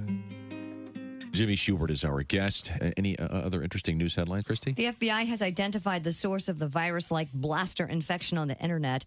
The suspect, an 18-year-old who has not been identified but is expected to be arrested today. Now, can we execute 18-year-olds in our society? Yes, we can. Okay, I'm there. I'm voting for it. Yeah. You know, you can tell the kid's not getting laid. Any kid that's getting laid on a regular basis is not creating computer viruses. How true. So it's basically, that's a sex education in high school. All they talk about are diseases and things you can catch, and the girls stop putting out, and kids hole up in the room and create a virus. He's going to be receiving a different kind of sex education, I'm hoping. His baseball hat and his dirt button are going to be the same size once they get done with him. This kid's going to be able to do deep bends over a fire hydrant. It's an old Eskimo trick of how to catch a polar bear. Now, what you do is you go cut a hole in the ice, right? And then you take little peas and you place them strategically 4 inches apart all the way around the hole. Right. And a polar bear will crawl up and he'll look at it in very much curiosity as what is going on there. Now, when he bends over to take a pee, you kick him in the ice hole. Bob and Tom 24/7. It's not on air. It's online. Bob and Tom. Thank you very much, Dr. Lanner. Welcome back to the Bob and Tom Show. Jess Hooker at the news desk. Hello. Christy Lee on vacation. Enjoying some sand and sun. I can't see my feet. I want to drink until I can't see or feel my feet. What is that out there, a dolphin? I hate dolphins. I hate them. When did They're too smart for their own good. when did she become Marge Simpson's sister? Hi, Pat. That's Pat Godwin in the performance room. There's Josh Arnold at the I Hate Steven Singer sidekick chair. Somebody kill that dolphin. Bring him up here. I want to cut his throat. Christy, no more drinks. Hi, Ace. How are you, buddy? Pretty good, pal. All right. Willie Griswold and Kostaki in Arizona for the Super Bowl. We're waiting any minute now to hear. I only truly love one of my daughters. Christy! That's what you want. Stop! She's not here to defend herself. We have Jess Hooker sitting in for Christy Lee. And Her daughter will be here tomorrow. And we have also, by the way, Thanks for the warning. we have Josh at the IHateStevenSinger.com sidekick chair. Hi, Tom. What would you like to hear from me? Evidently, Josh is doing requests. Well, I'll tell you, I was thinking about something you talked about that I thought was very, very humorous. We had a story about NFL great and broadcast participant Michael Irvin. Michael Irvin. V as in victory. V as in Michael Irvin apparently in trouble. It's not clear what happened. He was in the lobby of a hotel. Apparently was talking to some woman, and who knows what happened. He says nothing happened, apparently. He says it was just a simple conversation. The only physical, they shook hands, and he went to his room. Whatever happened, the woman, it motivated her to complain to someone, and those complaints caused whoever's in charge to kick Michael Irvin off the Super Bowl broadcast on the NFL Network, and he was prominently featured and displayed. Well, fortunately, on the NFL, so who knows what happened? All those networks, they have at least 40 commentators, so they'll be okay. But it reminded me of a famous story. They only got 7 or 8 people to jump in. Of Josh Arnold in a hotel lobby. And I don't know if Miss Hooker's ever heard this classic story. I believe this was in New Orleans. Am I correct? Oh, my goodness. Yes, it was. It was a party weekend, Jess. Yeah. Party weekend. Let me paint the scene. You know how New Orleans is. Just that wonderful Cajun food and booze and beer. And I've never been. You haven't? Maybe New Orleans We'll go. is next. Yeah, we should go. Yes, yeah. It's really terrific. And this was just 4 days of pure bodily abuse. And I checked out of my hotel on that last day, and I got a little bit outside, and my stomach went, you made a mistake. Oh, no. And so I went back into the front desk and go, hey, can I check into my... I just checked out of my room. Can I go back up there for... She was like, no. It's like, oh, boy, is there a restroom here in the lobby? Because things were bad. Sure. And she said, yeah, and it's just that one door over there. I make my way through the crowded lobby, and I get to the door, and I open it up. It's just a one-seater, a tiny bathroom. I'm like, perfect. No one else needs to be in here for this. I go to close the door, and it's totally jammed open. Like it felt like the carpet was too thick for the door. Gotcha. And so I'm trying to pull this thing. Finally, I get it closed. And and things start. I sit down and I'm doing, Sure. but the lock is broken on the door. Okay. And it's a real small closet of a bath. So I'm just sitting there holding the doorknob, just in case. Right. Well, eventually there is a knock at the door, and I go, I'm in here, and just then the doorknob ripped out of my hand and swung wide open, and there was a guy standing there. He was like 80. Right. And he looked at me and he said, "Whoa." And I looked at him and said, yeah. And he goes, I'm sorry. I go, it's okay, sir. Just close the door. And he went to close it, and it was stuck again. And he was pulling on it, and he couldn't get this thing closed. And finally, he just let go of the doorknob and put his arms up in the air and started backing away. Left you on the battlefield. I go, no! And he's like, I'm sorry. So he's gone, and now I was just sitting on a toilet staring at a full hotel lobby. You couldn't reach the door? What I eventually had to do after I was like, because I couldn't just stand up. That would have been bad. And so I had to lean way forward and grab the doorknob, and finally I got it closed. And I mean, there were at least a dozen. I made I remember making eye contact with like this. She was wearing a business suit. She had a suitcase, and she was so bummed out. So bummed out. Oh, that's whenever I think of hotel lobbies, I think of that. Yeah, you always want to go to the convention center in the hotel when there's not a convention during the day. That way, there's nobody around. Nobody in there. Yeah, there was nothing like that in this. This was like a super old hotel, but it was awesome. It was beautiful, but just old. When you stay in a hotel with your significant other, do you go downstairs to do major transactions, or do you just share it? No, you guys, you were underestimating the power of a courtesy flush. It really, as soon as it hits the water, flush, and I mean, it's gone. As soon as it hits the water. You maybe get an aroma for about 15, 30 seconds. That's gone. I know Tom goes down to the lobby. But when you stew in your own brew, he's very conscious. I go to the lobby. You got a phrase for this? You have a T-shirt you sell at your gigs? Let's move forward here. I believe we were discussing the sporting page. And, of course, that means Super Bowl 57 this week. And how about these prop bets, kids? The coin toss, Tom, you like the coin toss. Heads, you bet $105 to win $100. And tails, same bet. I'll do that. Well, that makes sense. Minus 50-50 proposition. Are the kids' mom? Is she gonna flip the coin? No, that I don't know if that's getting any traction or not. We had Jason and Travis Kelce's mom, Donna, caught the imagination of the internet. Who flips the coin? Well, they want her to because she has sons on both teams. They think that's a cute idea. I think it is. They want the official in charge to flip the coin every now and then. They have the. Who do you want? Like who would? I want the Brad Pitt or no, just someone fun, someone that has something to do with the event itself. Because the mom really could be seen as neutral. The most neutral person. I mean, you know what? That's not true. We all have a favorite kid. The color of the liquid poured on the winning coach. Orange plus 250, yellow green plus 350, clear water plus 500. What about dog dick red? Let me look here. You know something? He was my favorite pirate. Dog Dick Red. And I forget which boat was he on. Be quiet, I'm looking for Dog Dick Red on the betting sheet. That was Red Beard. Sorry. That's a different pirate. Could we just move forward? Since 2001, the color of liquid poured on the winning coach has been orange, none 5 times. Blue 4 times, clear 4 times, yellow 3 times, purple 1 time. How do you like that? No, the big.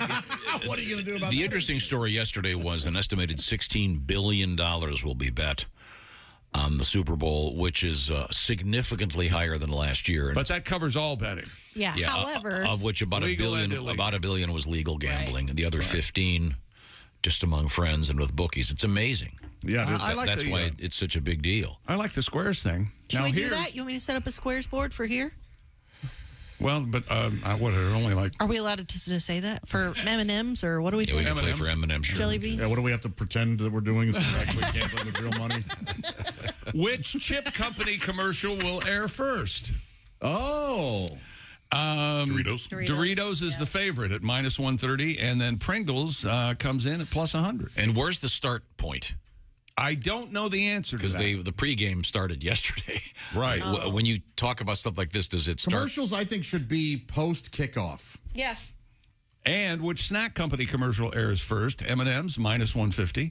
They've got a new campaign with Maya Rudolph. And Doritos is plus 150. Which beer brand goes first? Budweiser and Heineken, both even odds, both at minus 150. And isn't it correct that Budweiser is no longer the exclusive beer of the... Yeah, because Heineken in that awful commercial with Paul Rudd, and he's talking to an ant. Have you seen this? So weird. It's so odd and uncomfortable. It's an Ant-Man tie-in, I suppose? Yeah, and he's dressed in the Ant-Man thing, and he's talking to Anton. It's an ant. Oh, I see. And he says, don't judge me. Evidently, Anton's on him about his drinking. So I think Paul Rudd can't handle his beer. But he says, no, this is not alcohol. So I thought the slogan, this Rudd's for you, was a little weird, considering it's Heineken. It doesn't really work. No. That is very, very odd. We'll have a stupid world record when we come back, Tom. How does that sound? We teased this yesterday, never got to the story. This guy who is he's a so-called media influencer. Oh, I like those folks. Oh, yeah. They do good work. Right, yeah, he's... They're self-starters is what they are. Yeah. He taught a monkey how to hold a tattoo gun, and he had the monkey give him a tattoo. Freestyle, obviously. Yeah, so... Oh, boy. Anything for publicity. Have you ever seen, this is famous, so don't look at me like I'm lost my mind. They gave a spider LSD, and it spun a web. Have you seen this? Yes. I have, but I've always wondered if it was real. Yeah. So why don't you give the monkey LSD and then give him the tattoo gun? Don't give anything. Don't treat these animals like that with that kind of disrespect. I'm kind of with Chick on this. How about nitrous? See what happens. I'd like to see what the monkey does on Let's give you LSD. All right. See what happens. See what happens. A lot of crying. Hey, man. So not much is going to change. Yeah, a lot of crying. Gazing into the abyss. Hang on a Death awaits. It's going to be a fun time. Right now, on a much brighter note. I'm the ass of the joke. Okay? Right now, on a much brighter note. Steven Singer Jewelers wants to help you. Valentine's Day is... Help me, Steven. What is it, next Tuesday? Tuesday. Oh, you got to get this done today then. Steven Singer Jewelers. Steven has the brand new 24-karat gold-dipped American Beauty Rose. This rose will not wilt because it's dipped in 24-karat gold. Won't wilt. The color this year, periwinkle, which is it's over there, kind of a bluish purple violety. And this will take her breath away. And these roses start at $59, and the shipping is free, of course. And like Steven says, get it in before 2 o'clock Eastern time by Friday, and they're going to be able to get it to you. It's an exclusive from Steven Singer Jewelers. Steven, of course, also has all kinds of bracelets, necklaces, earrings. You can't go wrong with those. Now, get all the details at IHateStevenSinger.com. That's right. It's IHateStevenSinger.com. Once again, free shipping and lifetime guarantee. Real jewelers, real roses, dipped in real 24-karat gold for your real love. That's IHateStevenSinger.com. Coming up, we have wedding news. We have Dr. Jen Gunter, the gynecologist, author of the Vagina Bible, is back in the news with some advice for the ladies. Very important stuff. This is the Bob and Tom Show. This is Bob and Tom 24/7. Comedy, guests, Bob and Tom exclusives, and it's here on the internet. Bob and Tom 24/7. Hey, thanks so much for listening to the Bob and Tom Show this morning. On tap, our West Coast Mountain correspondent Al Jackson going to be joining us with a quiz for Tom. We'll also catch up with comedian Tim Cavanaugh and check out the celebrity birthdays. TimCav.com for more. By the way, Tim Cavanaugh on the road this Friday, February 10th in Bloomington, Illinois at the Cackle Shack, and Saturday, February 11th, Mason City, Illinois at the Mason City Limits. Great stand-up comedian. Get out there and see him. It's comedian Tim Cavanaugh, and he'll be joining us in the 9 o'clock hour this morning. Again, Christy Lee on assignment. Jess Hooker sitting in, and we might even get that wonderful shoe-in pick of the week, the Super Bowl edition from Chick McGee, all on the way on a Thursday right here on Bob and Tom 24/7. I'm Mark Allison with your Bob and Tom entertainment news. More than 120 puppies will be featured on the latest edition of the Puppy Bowl on Sunday. The show will broadcast for the 19th year on Super Bowl Sunday. Team Ruff and Team Fluff will compete for the Lombardi Trophy. Animal Planet is teamed with 67 shelters and rescue groups for the show, which highlights puppies frolicking around a mock football stadium in order to encourage pet adoption. The special claims a 100% success rate in getting the featured puppies adopted. Puppy Bowl 19 will air Sunday on Animal Planet, Discovery Channel, and TBS. The movie La La Land being turned into a Broadway musical. Broadway.com reports Justin Hurwitz, who wrote the music for the movie, will compose the stage score. He'll reunite with La La Land lyricist Benji Pasek and Justin Paul. Playwright Ayad Akhtar and theater director Matthew Decker are co-writing the book. And if you want to know what the fuss about Star Wars The Mandalorian is about, without subscribing to Disney Plus, you can see the first episode in the series for free. ABC as well as FX and Freeform will air the debut episode on February 24th. The third season of The Mandalorian will debut on Disney Plus on March 1st. And that's a look at your entertainment news. More of the Bob and Tom Show coming up. Things you hear on the Bob and Tom Show. Comedian Jim Gaffigan joins us in the studio, a family man, a clean liver. Now, when you're on stage, Jim, you don't do a blue kind of show, do you? I'm very clean and kind of, I talk about cake for like an hour because, cake's an important topic. Cake, tell me about cake. Well, there's a lot of different. Cake's a powerful food. Cake can actually bring people together. It's Bill's birthday. Yeah, I hate that guy. There's cake in the conference room. Well, I should say hello. Who am I to pass judgment on him? It's his big day.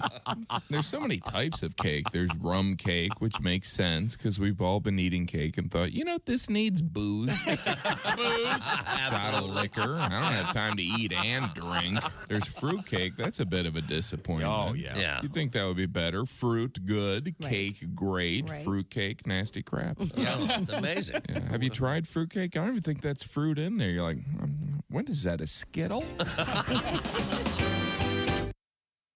Hi, fellas. This is Floyd Tucker, the over-the-road trucker. You're listening to Bob and Tom 24/7, of course. Here at the Bob and Tom Audio Institute, we catalog key pieces of audio for archival and historical purposes. We continually research and examine significant pieces of audio to ensure their accuracy and validity.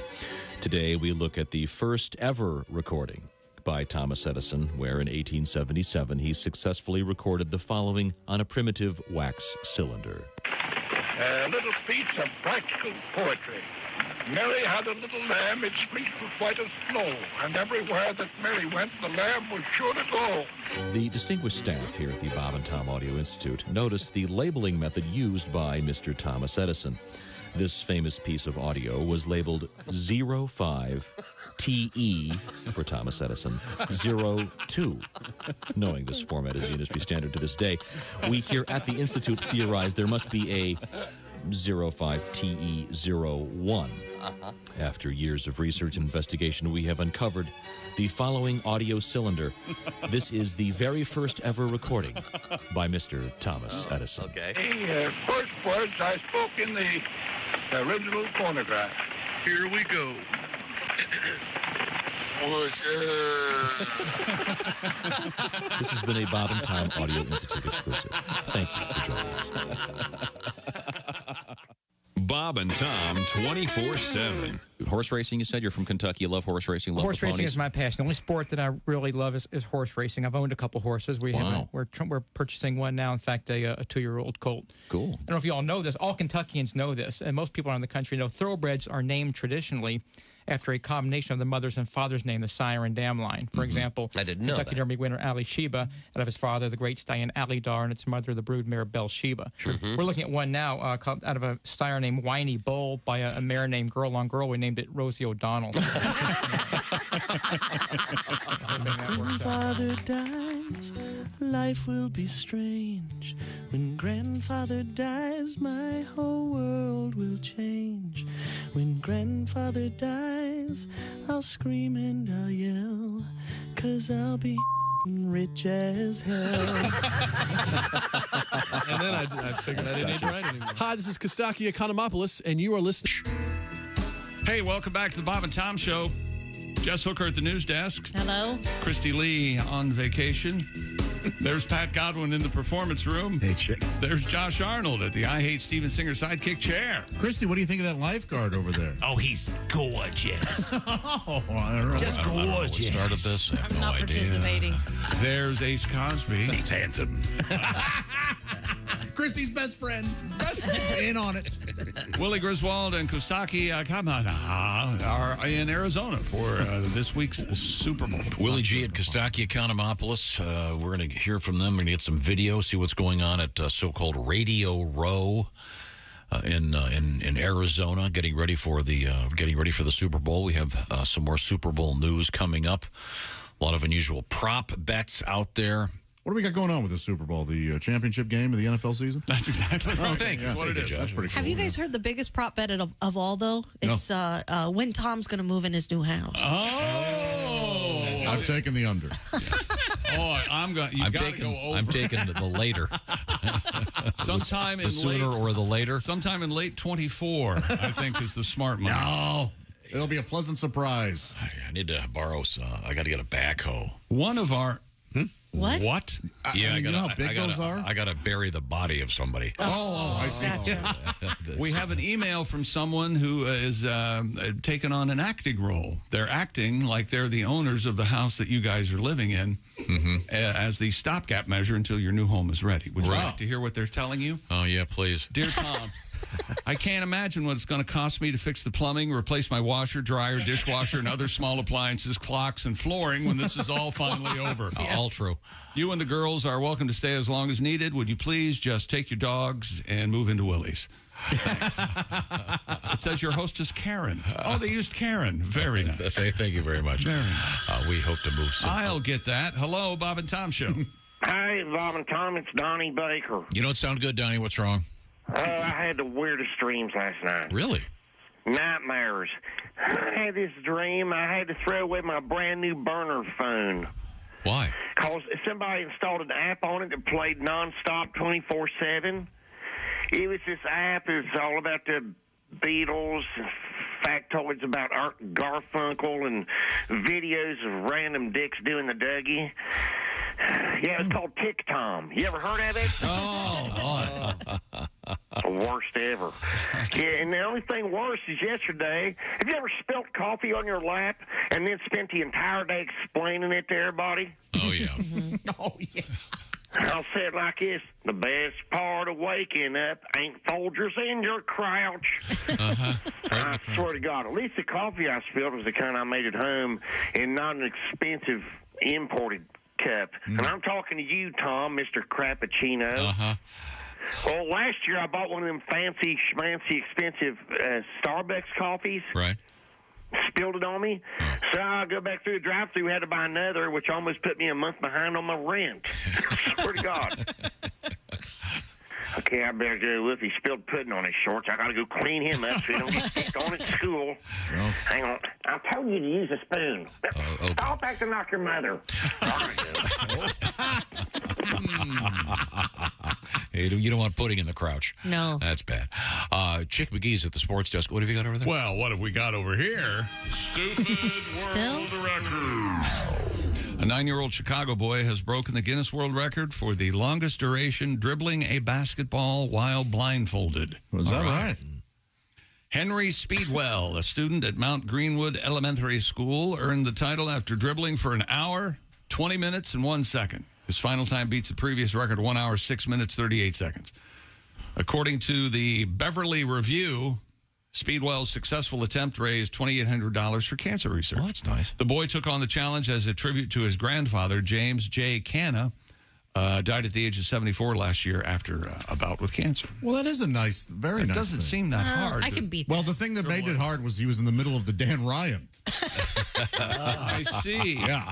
Well, but all that traffic stopped. So. Yeah, he could just go. Wait a minute now. An hour and 20 minutes blindfolded, nonstop, no breaks. That's good. I could do that. No defense. No? I mean, that'd be cheating, I guess. You're blindfolded, and all of a sudden, a guy from the Golden State Warriors comes out. I took the ball from that kid. That'll teach him. Well, good for him. That's fun. That sounds like one David Rush should take on. But then you don't want to be taking it away from a kid. Oh, that's true. That's good. You don't take away a sweet record like that. You're right. Nice kid. Unless there's a record out there for like how many kids can you make cry? That kind of thing. Thank you very much. Is that sports? That is sports. This is what you farted for. Where we go, whatever you do, always be a good sport. Jess? A Venezuelan artist and social media influencer recently generated controversy online by letting himself be permanently tattooed by a small monkey. The man goes by the unusual name Funky Matus. Really? Yeah. He is not a stranger to tattoos. In fact, he holds a Guinness record for the most signatures tattooed on his back, over 220 of them. Huh. Yeah. I'm trying to find a picture of what the monkey tattooed on the guy. They show the monkey working on him. They do? Yeah, What part of his body? It doesn't say. Got to be his back, right? It looks like it's just above his knee. Oh, okay. On the so it would be the lower part of his thigh. No. That seems tender, yeah. No. The left knee? News outlets across South America. The right knee? It's the right. Or his cock. They've been reporting that the influencer trained the small monkey to handle the tattoo gun and then let himself be tattooed by the animal in what is considered a first-of-its-kind experiment. Okay, yeah. How would you even think of this? It's obviously on the international newswire. I don't know what the... look, the monkey's ready. Chiquita. That's nice. Sweet. No, I don't know. I'm trying to find a picture of the actual tattoo. It just shows the monkey holding the tattoo gun, and the guy is kind of shouting like he's being hurt by the monkey. Oh, I would imagine the monkey might be applying more pressure than is necessary. Or See, sort of dragging the needle. There's a couple reasons they call them tattoo artists. Of course, they can draw, artists, of course, right. but then where you put the ink is the dermis in them. Yeah, there's a disclaimer saying, don't try this at home. We are professionals. And this is a cute little monkey. And they've got it kind of taped off so the monkey can't go crazy and make a gigantic tattoo. Oh, I see. Well, I think you would just be able to grab the monkey if he did start to go crazy. Cute little monkey. Monkeys are... what kind of monkey is it? A very crazy, small. A crazy... Like a little... Was it a spider monkey, little guy? Monkeys are crazy strong, right, Tom? Yeah, I don't know. Chimps are the ones that are... Those are not monkeys, but they're crazy strong. So, remember when I lived in this neighborhood over here? I was driving to work, or driving home from work, and a woman was training a helper monkey. Oh, really? And the helper monkey... We'd see her all the time. We'd see her all the time. She was on her bicycle, and that monkey was around her neck. And you'd be driving home, and there's a woman riding a bike. What's that around her neck? Is that some sort of... No, that's a monkey. Okay. She brought the monkey in. And I mentioned it, and by gosh, she was listening and brought the monkey in, and the monkey really liked me. Remember that? Yeah, the monkey kept walking. Was it a boy or a girl? I think it was a girl. Is this the monkey that would present? The monkey, the monkey would come over here and turn around and present its behind to me. Wow. Yes. As an offering. I see. Ready to go, she was, evidently. Wow. Yeah, and that monkey were married for 5 years. And let me tell you something. That monkey was trained to turn lights on and off for someone who was disabled. Those were the happiest 5 years of my life. Yes. Josh, what was that movie about the helper monkey that got jealous and killed people? Monkey Shines. Yeah. Is that right? That was a good one. Yeah. Well, and if you, without revealing too much, if you've never seen Jordan Peele's Nope, you might want to go watch that. There's some monkey story in there, too. If you have an affection for monkeys. Boy. Yeah. Wow. Okay. William Cat. Now, we do have something interesting in the news today. Ladies are under a lot of pressure to do a lot of things that... to make men happy. You should know things that you shouldn't do. You're okay, and you're okay. You don't need to do this stuff. But like vote? Yeah, thanks, Josh. That's very helpful. You know that organization, Goop? Yeah. Gwyneth Paltrow. And, well, now she's being kind of copied with an organization started by one of the Kardashians. Oh. And wait till you hear this one. This is pretty good. Gynecologists are warning people against using Kourtney Kardashian's latest product, gummies that claim to improve vaginal smell. Kardashian recently unveiled the gummies called Lemme Purr as part of her line of supplements called Lemme, which is Lemme, like let me, but Lemme. Ah. Yeah. She claims that the gummies use pineapple and vitamin C and probiotics to target vaginal health. I thought she was a Motorhead fan. And pH levels that support freshness and taste. Taste, it says. Yeah, but our friend and famed gynecologist, Dr. Jen Gunter, called Kourtney out on Instagram, writing, anyone who suggests that your vagina isn't fresh or needs an improved taste is a misogynist and an awful person. Not necessarily. She recommended that if you think... Said the misogynist. You have a health condition... If you think you have a health condition, you should consult an expert, not a Kardashian. Right, it may be... I take all my medical questions to Instagram. I don't know what's wrong with that.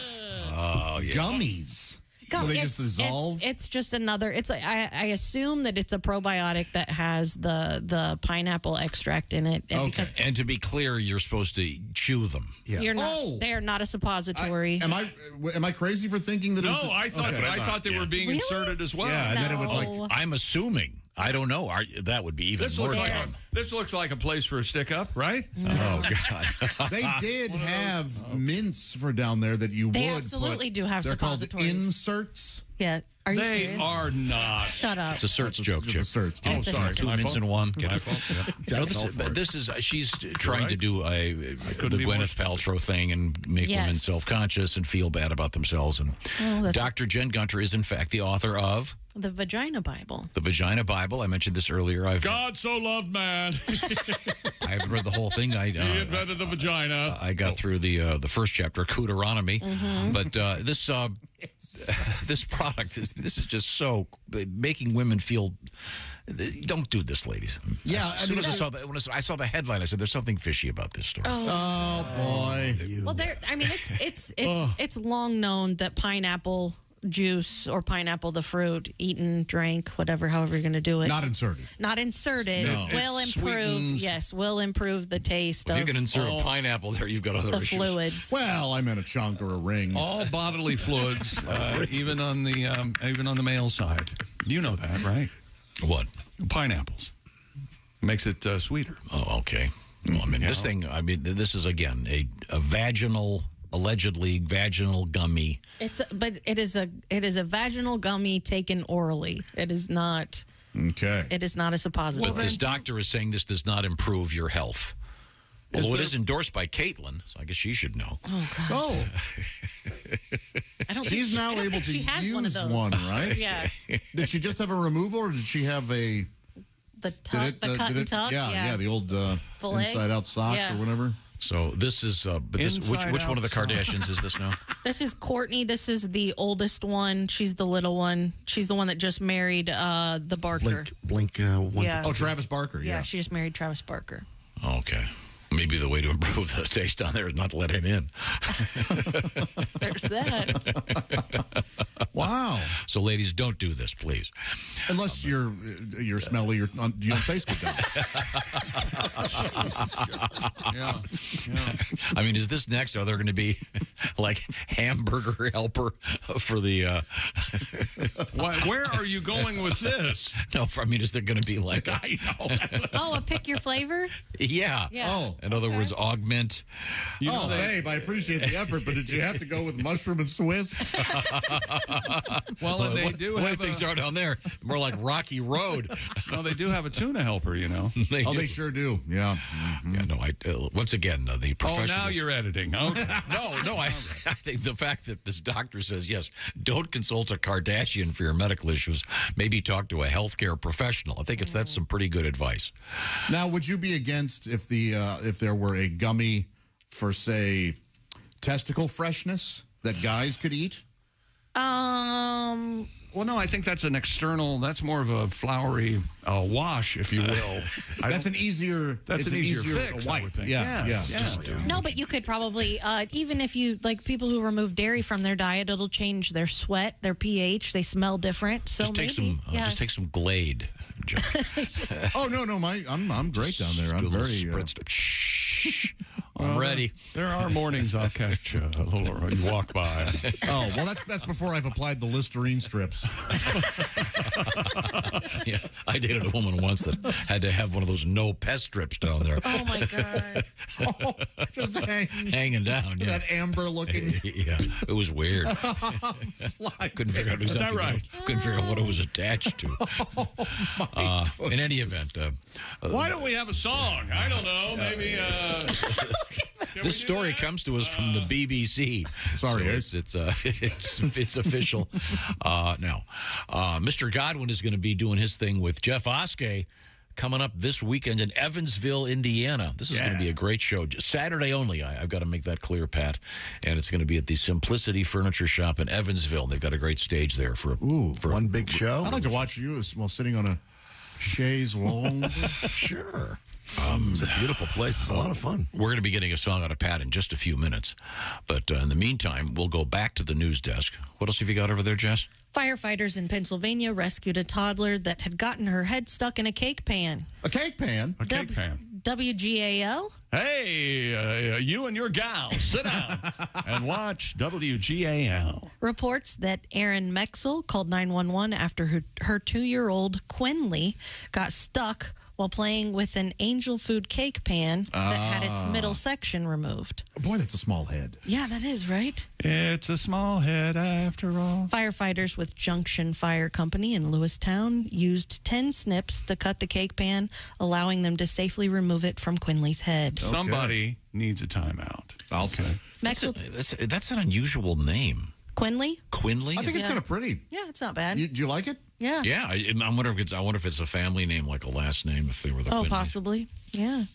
Mixel told the station that this kind of thing runs in the family. She once got her own leg stuck in a plastic chair when she was a child. This was a... Somebody needs to watch these kids. What was the kid? What was it again? Quinley? They sound like her name? And what kind of was it I don't understand how you get her head stuck in the cake. You know the angel food? The angel food pops out of the middle. Right. It's like a... there's the giant hole in the middle. Yeah, but it's not that giant, though. No, That's it's what's... not. No, I think what you're thinking of is a bundt cake pan. Oh, okay. Well, I have a son that likes to get baked. Is that any? Is that similar to this? Well. Okay. Well, I'm glad they got the kid out. Usually these stories involve wild animals that have various things stuck around their heads, not a kid. So they had to just take some special tin snips and snipped it off. Yeah. Oh, poor little girl. Coming up, we have a golf ball in a place you don't want to have it. Like your butt? Yeah, is it your butt? Only exactly. Oh, okay. Wow. Only one, huh? Hey, what's par for this hole, huh? A hole in bun. I think would be the. We'll find out about how that happened. And we also have a great wedding story that I think will make you happy. Well, that is rare. Yeah. Oh, isn't that nice? We'll be hearing about this wedding. We'll see what happens. Yeah. If you're about to get married, you want to hear this. But right now, I'll just tell you, this is the Bob and Tom Show. For a complete copy of the Bob and Tom Show contest rules, go to bobandtom.com/contest-rules. Or just scroll down to the bottom of the page and see contest rules. This is the Bob and Tom Show.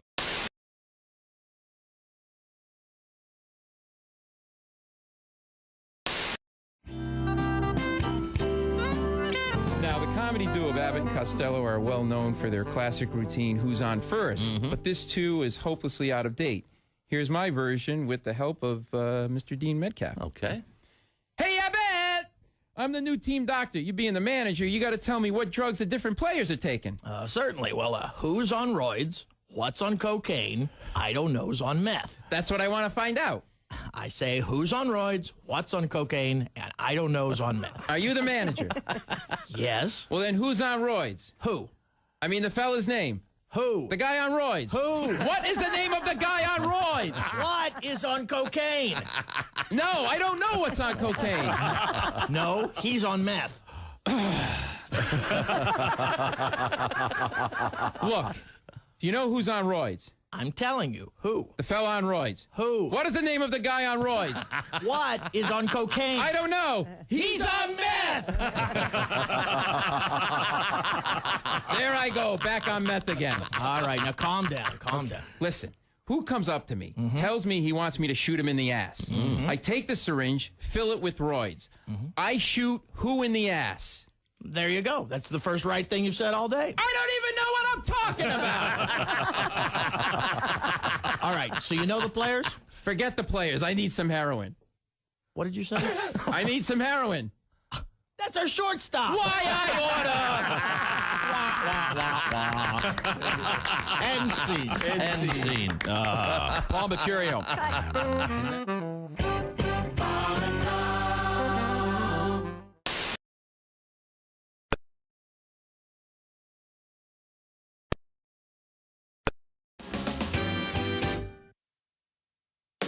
Bob and Tom, 24/7. Comedy via your computer. Bob and Tom 24/7. This is Bob and Tom 24/7.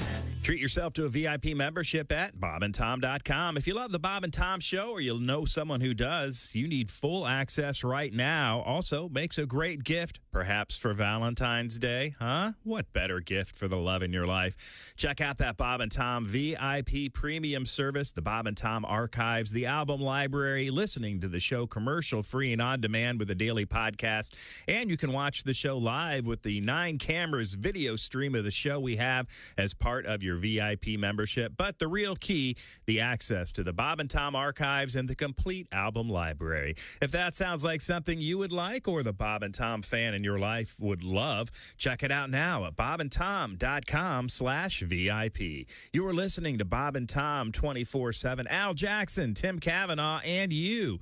Coming up next, right here on Bob and Tom 24/7. I'm Mark Allison with a look at things you may have missed. A tiny California mouse now has a big title after winning a Guinness World Record title for longevity. A Pacific pocket mouse named Pat, after Star Trek actor Patrick Stewart, received the Guinness title Wednesday for being the oldest living mouse in human care at the ripe age of 9 years, 209 days. The mouse, born at the San Diego Zoo Safari Park in 2013 under a conservation breeding program. The Pacific pocket mouse, which weighs as much as 3 pennies, is the smallest mouse species in North America.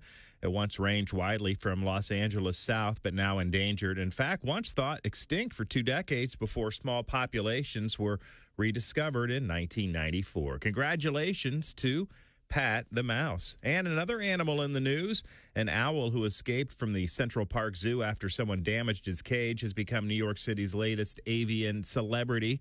The owl's been attracting gawkers as he surveys the park from one tall tree or another, but he's been stoking fears that he can't hunt and will starve. Zoo officials say the Eurasian eagle owl named Flacco escaped February 2nd. Since then, he's been spotted at various locations in the southeast section of the park.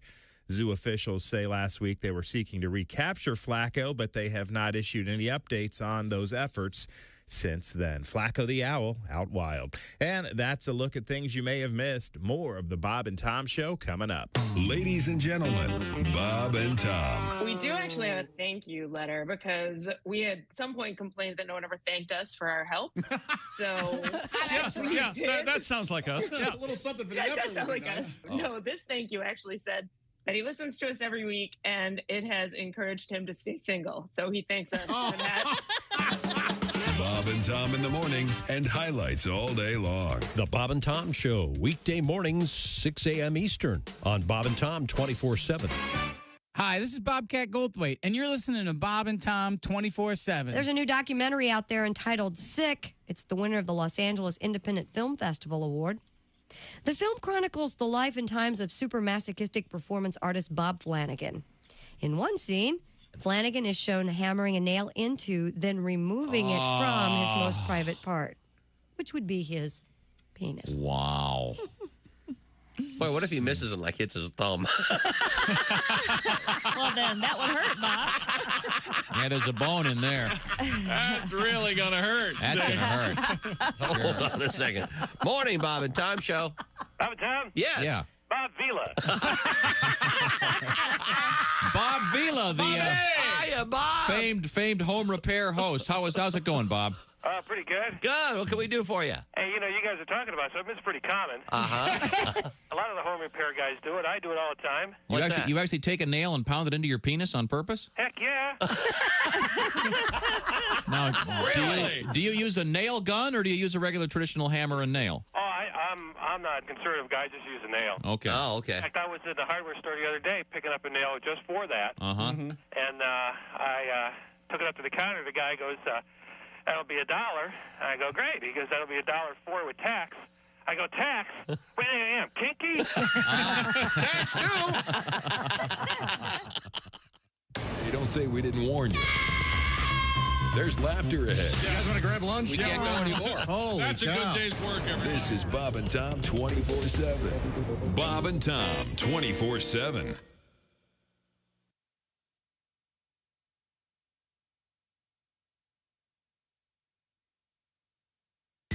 This morning. Nope. Hello and welcome to the Bob and Tom Show. Christy Lee on vacation. Jess Hooker at the news desk. Hey, buddy. There's Pat Godwin in the performance room. Hello, chick. There's Josh Arnold. I love the beach. Christy actually is checking in. Hello, Christy. How's vacation going? That's good. I like to stand in the water and pee like a boy. I understand you went down to Florida. Yes, I did. There's Ace Cosby. Willie and Kostaki are in Arizona at Super Bowl 57, taking advantage of the nightlife. Probably sound asleep right now. I'm Chick, and here's Tom. Christy, when you do that, do you want to be, you don't want to be fully underwater. You want to be just like ankle deep so that everything can kind of just enough, get aerated as it exits. Then do you pull aside the bikini? Or do you go? No, you let it sieve through. I throw my arms in the air and let it gush.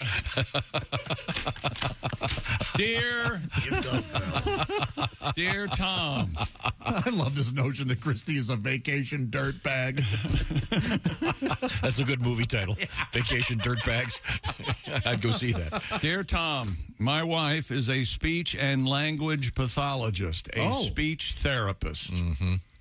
We listened to Tom's claims for years now about Billy Paul's Me and Mrs. Jones. Yes. Tom's contention is that Billy Paul lisps on the S on Mrs. Mythith. No one else can hear it but Tom.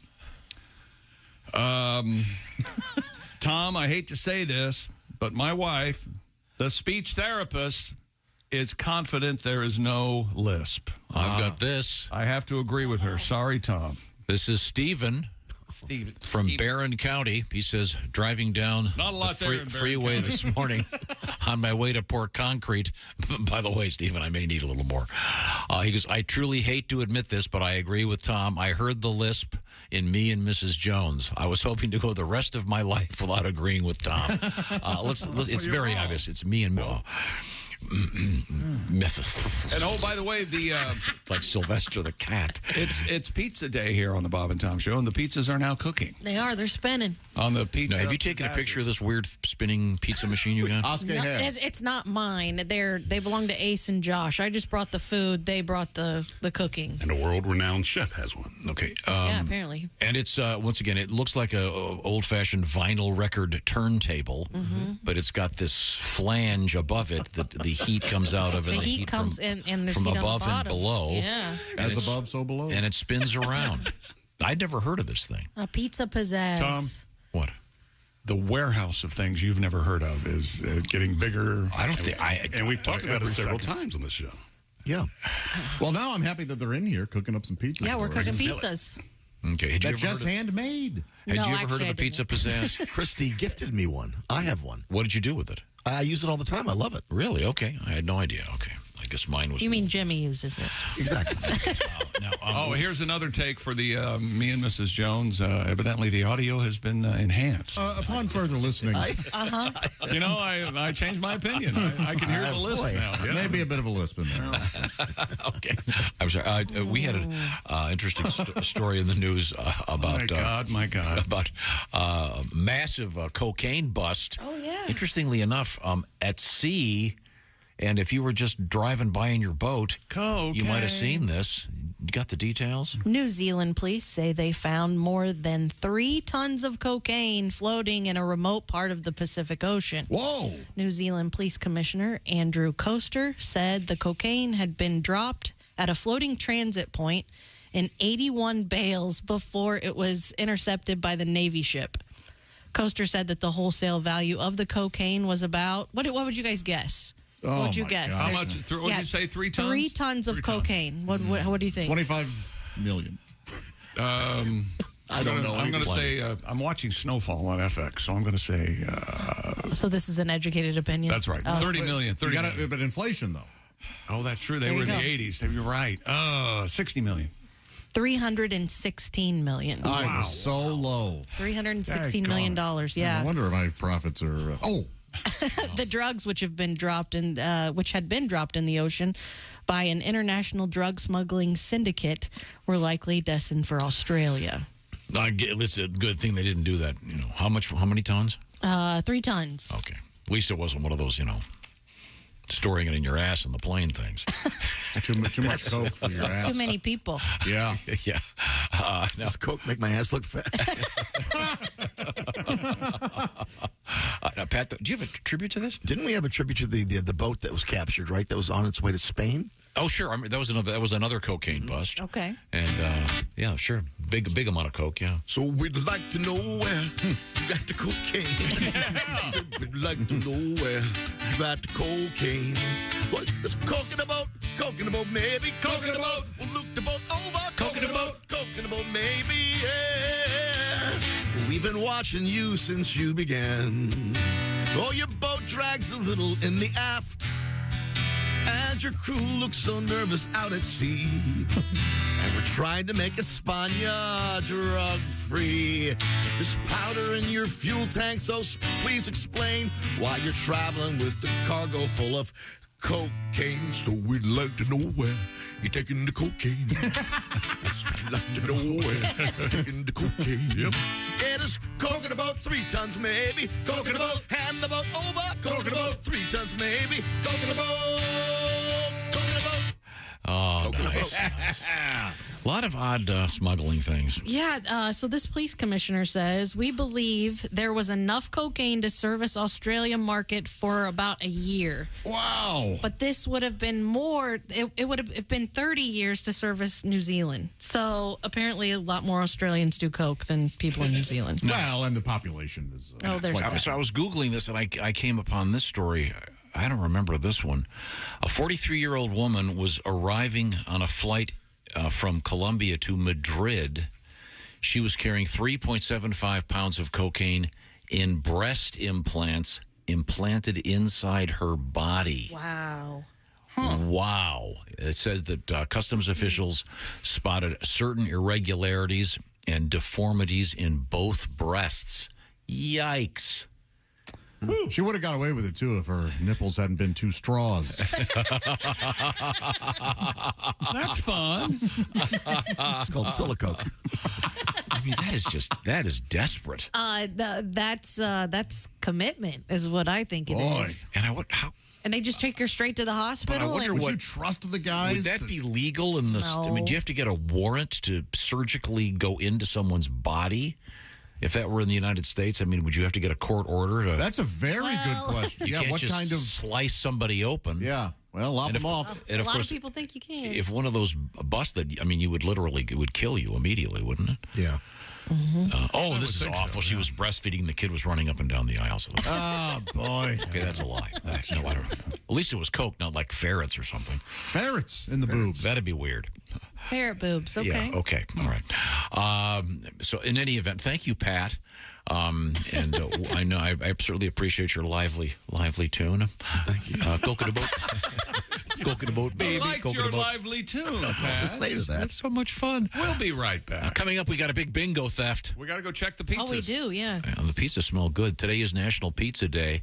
And if you're flying to Sydney, Australia, make sure you make it real clear that it's Sydney, Australia. Oh. Not Sydney, Montana. Or Sydney, Ohio. We'll find out about that. This is the Bob and Tom Show. Thanks for listening to the Bob and Tom Show this morning. The show is also out there for you on our YouTube channel. Watch and subscribe.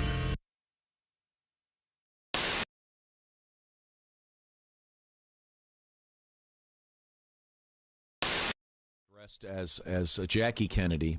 JFK is Nicole Pence. Wow, he is a good George. Yeah. Christy Lee, of course, is Teddy Roosevelt. And here comes George Washington. Oh!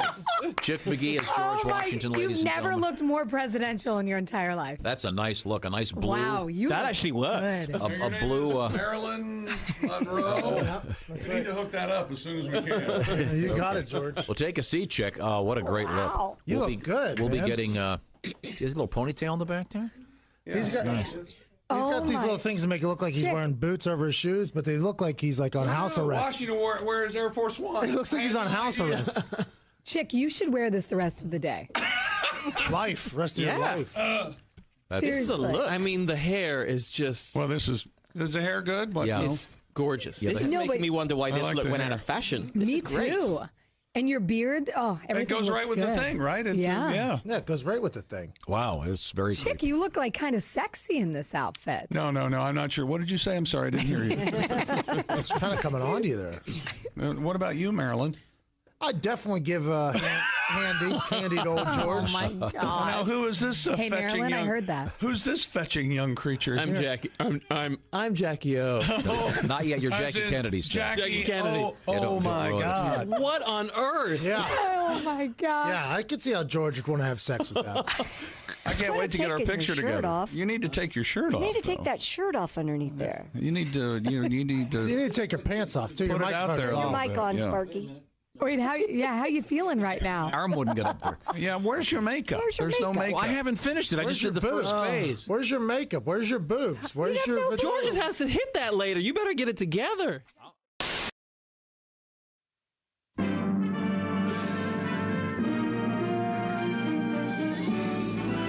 Spanning the globe to bring you the constant variety of curvy cleavage on display. the thrill of victory and the agony of defeat. Don't touch those. Sorry. The human drama of curvy cleavage on display. this is The Bob and Tom Show. No shoes, no shirt, no talent. Hey, Pat Godwin and Jeff Oskey out on the road this Saturday at the Simplicity Furniture Shop in Evansville, Indiana. Get your tickets at patgodwin.com or check out at Jeff Oskey on Instagram. O-S-K-A-Y is how you spell his last name. At Jeff Oskey on the Instagram. And again, Greg Warren out on the road this Saturday night, February 11th at Hastings City Auditorium in Hastings, Nebraska. And then next week, a week from tonight, Thursday, February 16th through Saturday, February 18th, Greg Warren will be at 3 Ravens in Monticello, Illinois. Live stand-up on stage. GregWarrenComedy.com for more. And Donnie Baker hitting the road again, back out in Pennsylvania, coming up Friday, February 17th, the Roxy Theater in Williamsport, Lock Haven, Pennsylvania. Then Saturday, February 18th at Arts Altoona Center in Altoona, Pennsylvania. That's DonnieBaker.com for more. And you're listening to Bob and Tom 24/7. Good morning. I'm Mark Allison with your Bob and Tom News headlines. Rescuers pulling more survivors from beneath the rubble of collapsed buildings, but hope starting to fade of finding more people alive after 3 days of a catastrophic earthquake and series of aftershocks that hit Turkey and Syria, killing more than 16,000. Emergency crews working through the night in the city of Antakya were able to pull a young girl from the ruins of a building and also rescued her father alive 2 hours later. President Erdogan is scheduled to travel Thursday to the quake provinces amid ongoing criticism that the government's response has been too slow. The Pentagon says the Chinese balloon shot down off the South Carolina coast was part of a large surveillance program China's been conducting for several years. The Pentagon press secretary says when similar balloons passed over U.S. territory on 4 occasions during the Trump and Biden administrations, the U.S. did not immediately identify them as Chinese surveillance balloons. It was only subsequent intelligence analysts that allowed the U.S. to confirm they were part of a Chinese spying effort and learn a lot more about the program. The spokesman, Brigadier General Pat Ryder, refused to provide any new details about those previous balloons on Wednesday. The Walt Disney Company says it will cut about 7,000 jobs as part of a significant transformation announced by CEO Bob Iger. The job cuts amount to about 3% of the entertainment giant's global workforce and were announced Wednesday after Disney reported quarterly results that topped Wall Street forecasts. And that's a look at your news headlines. More of the Bob and Tom Show coming up. Hey, hi, this is Tom. And this is Chick from the Bob and Tom Show. Hey, Christy, what's the best way to get full access to the show? Hey, what? You introduced me. That would be to become a Bob and Tom VIP. Very good. Now, Josh, what's a feature of Bob and Tom VIP? Wait a minute. Well, the live 5-camera video stream of the show, plus a podcast of the show and comedy from the Bob and Tom archives. Excellent. Chick, what do you have to say for yourself? Become a Bob and Tom VIP now. Just go to bobandtom.com/VIP. See, that was worth the wait, wasn't it? You're listening to Bob and Tom 24/7. That's awful. Awful entertaining. Essential Morning radio. This is Bob and Tom 24/7. 24/7. 24/7. Al from the MES News Center in New York. I'm Tom Bochow. In Bogota, Colombia, Brian Naranjo, age 18, says being small has its advantages. One being having a better view of girls in miniskirts, standing just 27.9 inches tall. Naranjo was named the smallest man in Latin America by the Guinness Book of Records. 27 inches tall. Besides holding the #1 position, he fulfilled another dream by going to Disneyland, where he called the It's a Small World exhibit disappointing.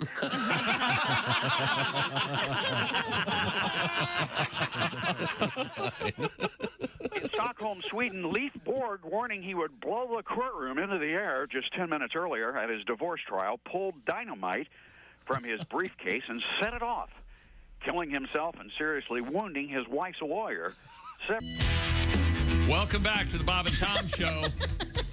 Jess Hooker at the news desk. And you can hear her giggle. Christy Lee on vacation. There's Pat Godwin in the performance room. Hello.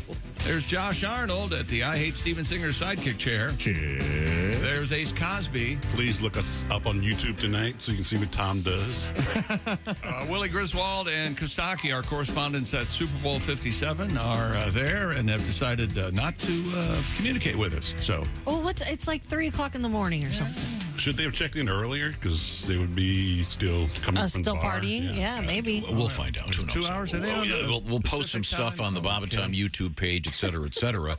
And you can also, as Ace mentioned, see my special celebration as the timing of this program is so precise. Coming up, of course, it's the Ace Cosby joke of the day. Yesterday, a double dose, just stellar performances, Ace. Thank you very much. And timely as well. We got the dose all right. You never know when it's going to happen. Man with a deep voice. Ace Cosby, here he is with his joke of the day. I've decided I want a pet termite. Is that right? I'm going to name him Clint. Clint eats wood. That was Ace Cosby's joke of the day. Brought to you by PajamaGram. This Valentine's Day, give her soft, silky, naturally nude pajamas available at PajamaGram.com. Use code NUDE, N-U-D-E, and save 25% off your order of naturally nude pajamas. Oh, I like that one. Clint eats wood. Eats wood. Yeah. Okay. All right. Like there's a porn star name. Yeah. Eastwood. And it's not quite Clint. Yeah. Now, we have Jess Hooker sitting in for Christy Lee, as we mentioned earlier, and we have a couple of interesting things happening in the news. What have you got over there? A newlywed couple is going viral after a bird pooped on the bride during her vows. That's good luck in many areas. I think it has to be good luck, right? Yeah, in a TikTok video posted by the couple's wedding videographer, the bride tearfully reads her vows when she suddenly stops and touches her shoulder. Oh, no. As the groom begins to giggle, the bride can be heard asking, "Did I just get on?" Oh, my. All right. While trying to contain his laughter, the groom replies, "I don't know," and wipes off her shoulder. For her? Yes. Now that's a gentleman. That is a gentleman. The bride then says, "Oh, my God, are you kidding me? Yeah, it on me." Okay. We have the audio. The groom adds, We do. It smells really bad." Oh. Boy, that's. Oh, boy. Yeah. Loud. Big bird. That's, yeah. Was that Yeah. a pterodactyl? Let me hear that again.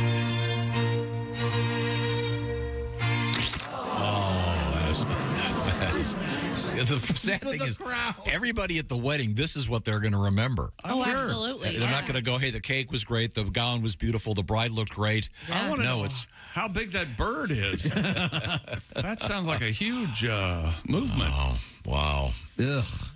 Smells really kind of a preview of their wedding night, I guess. I mean, in a way. No, I don't. This is what it's going to feel like on the small of your back about 2 a.m. Oh, Tom Griswold. The small of your back. Gives us a little snapshot. I guess we can make they're not ready to be parents. It's something that Tom might like to do. That was at the ready. He didn't think about it, didn't stumble over it. Right out. Small of your back. Boom. Bird poop, though, the sickness and, what is it? In sickness and in health, the sickness may come a little earlier. That bird poop's deadly stuff.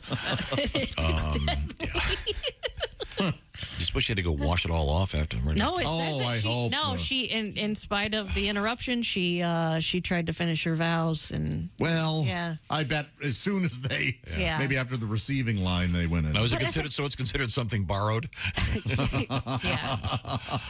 And something poo. Yeah. Have you ever been to a wedding where there was a semi-disaster? Yeah, my own. We've all been. Hang on a second. I have a car waiting I can beat that by 3 times. How about that? They're all disasters. You know what I mean, where there was an accident of some sort. Yeah, I know exactly what you mean. Yeah, 3 times. Yeah. Twice for me. The I do was the accident. No, I haven't. I have not seen anything go terribly. I've never been married. I know exactly which end is up. I'm well adjusted. I will be telling you're right. I've been married. And I get to keep my own money. I have no failures in my life. Josh, have you ever been a groomsman or a best man? Yes, I have. Okay. I've been both. Mm-hmm. All right, everything go fine? Yeah, everything went. I've never been because I have no friends. Went swimmingly. You've never been a groomsman? Mm-mm. Never? Mm-mm. Nope. That's too bad. Never been in a wedding other than my own. I'm no good. I'm a crier. I'm a wedding crier. So oh, God, yeah. I'm up there. Yeah. The last wedding I went to, I was out. Yes. I can hear you in my headphones. Talking. It's not. The last one I was into, I was just sobbing. Yeah. I was so happy for my buddy. Yeah, right. If it's somebody that's you it. care about. Yeah, I was happy. Yeah, that's still why married I was now. Not jealous at all. No. The one you want to talk to is Mr. Godwin, because you have a track record of playing music at weddings. And a song called Lighthouse, about 30 or 35 times. And every time you play that song, they all divorces. Okay, very good. Oh my gosh, all of them? Mm-hmm. I'm not allowed to play anymore. Now, I don't want to put you on the spot, Pat, but could you give a little tinkle of Lighthouse there on your... Is it Lifehouse or Lighthouse? Lighthouse, Tom. Lighthouse, okay. You wrote this song? Yep. It sounds like a melody that Elton John said, no, I'm not doing that. Yeah. Or Lionel Richie. Oh, yeah, okay. You're my golden inspiration. Meaningless lyric. You're my hope, my navigation. Navigation? Oh, I see. Like an astrolabe. Like a GPS. You're a lighthouse when life turns stormy sea.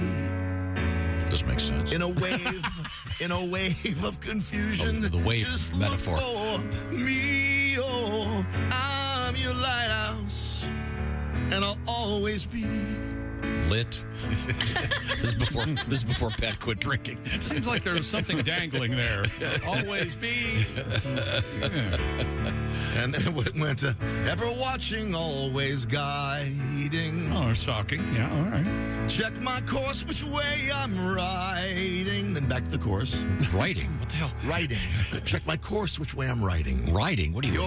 You're you're riding in what? You're a sea-doo? You're a lighthouse. You don't ride in a boat. Water-related event. You're a lighthouse when life turns stormy sea. In a wave of confusion, just look for me. Look for me, 'cause I'm your lighthouse. You'll need an attorney. A lighthouse is like a giant penis. Have you except noticed, it's got a big light in the top. How phallic it's going to be. Mine is tattooed with stripes like a lighthouse. You'll soon see. Did you write it for someone specific? I don't think I did. Just kind of a song. You don't think you did? I don't remember really. It's like the second song I ever wrote. Oh, so you were a serious songwriter for a minute. About 10 years, yeah. Wow. A couple of albums. Any good? Anything else you can? Well, I think Circle City's fantastic, but that gets crapped on every time I sing that. No. Yeah. Give us a couple phrases. Let me hear. Do you have to look it up? Or is it guitar? I don't have to look nothing up. Guitar. I have my whole set memorized. He's not looking nothing up. Throw the seed among the stones. Oh, I remember that. Wait a minute, hang on a second. Wait, throw this. A seed among the stones. A seed among the stones. Right. Yes. Okay, gotcha. Throw the seed among the stones. I don't think we have to do it again. And watch how wild it's grown. It's about a weed. Tough and twisted. Something's missing. And it shows. You're not going to mind Johnny Loud won loads of fun. Who'd have thought he'd be the one? be drowning, no more clowning. Throw him a line. Here comes the chorus. Circuit City. Oh, no, Circuit But there's no one on the beach. Where the hell's the beach? No one in the boat. That beach does seem like he's got a boat again. Sink or swim. Too tired to float. Floating takes no energy. All thoughts left the chair. Hey, anybody there? Cause it sure ain't looking pretty here in Circle City tonight.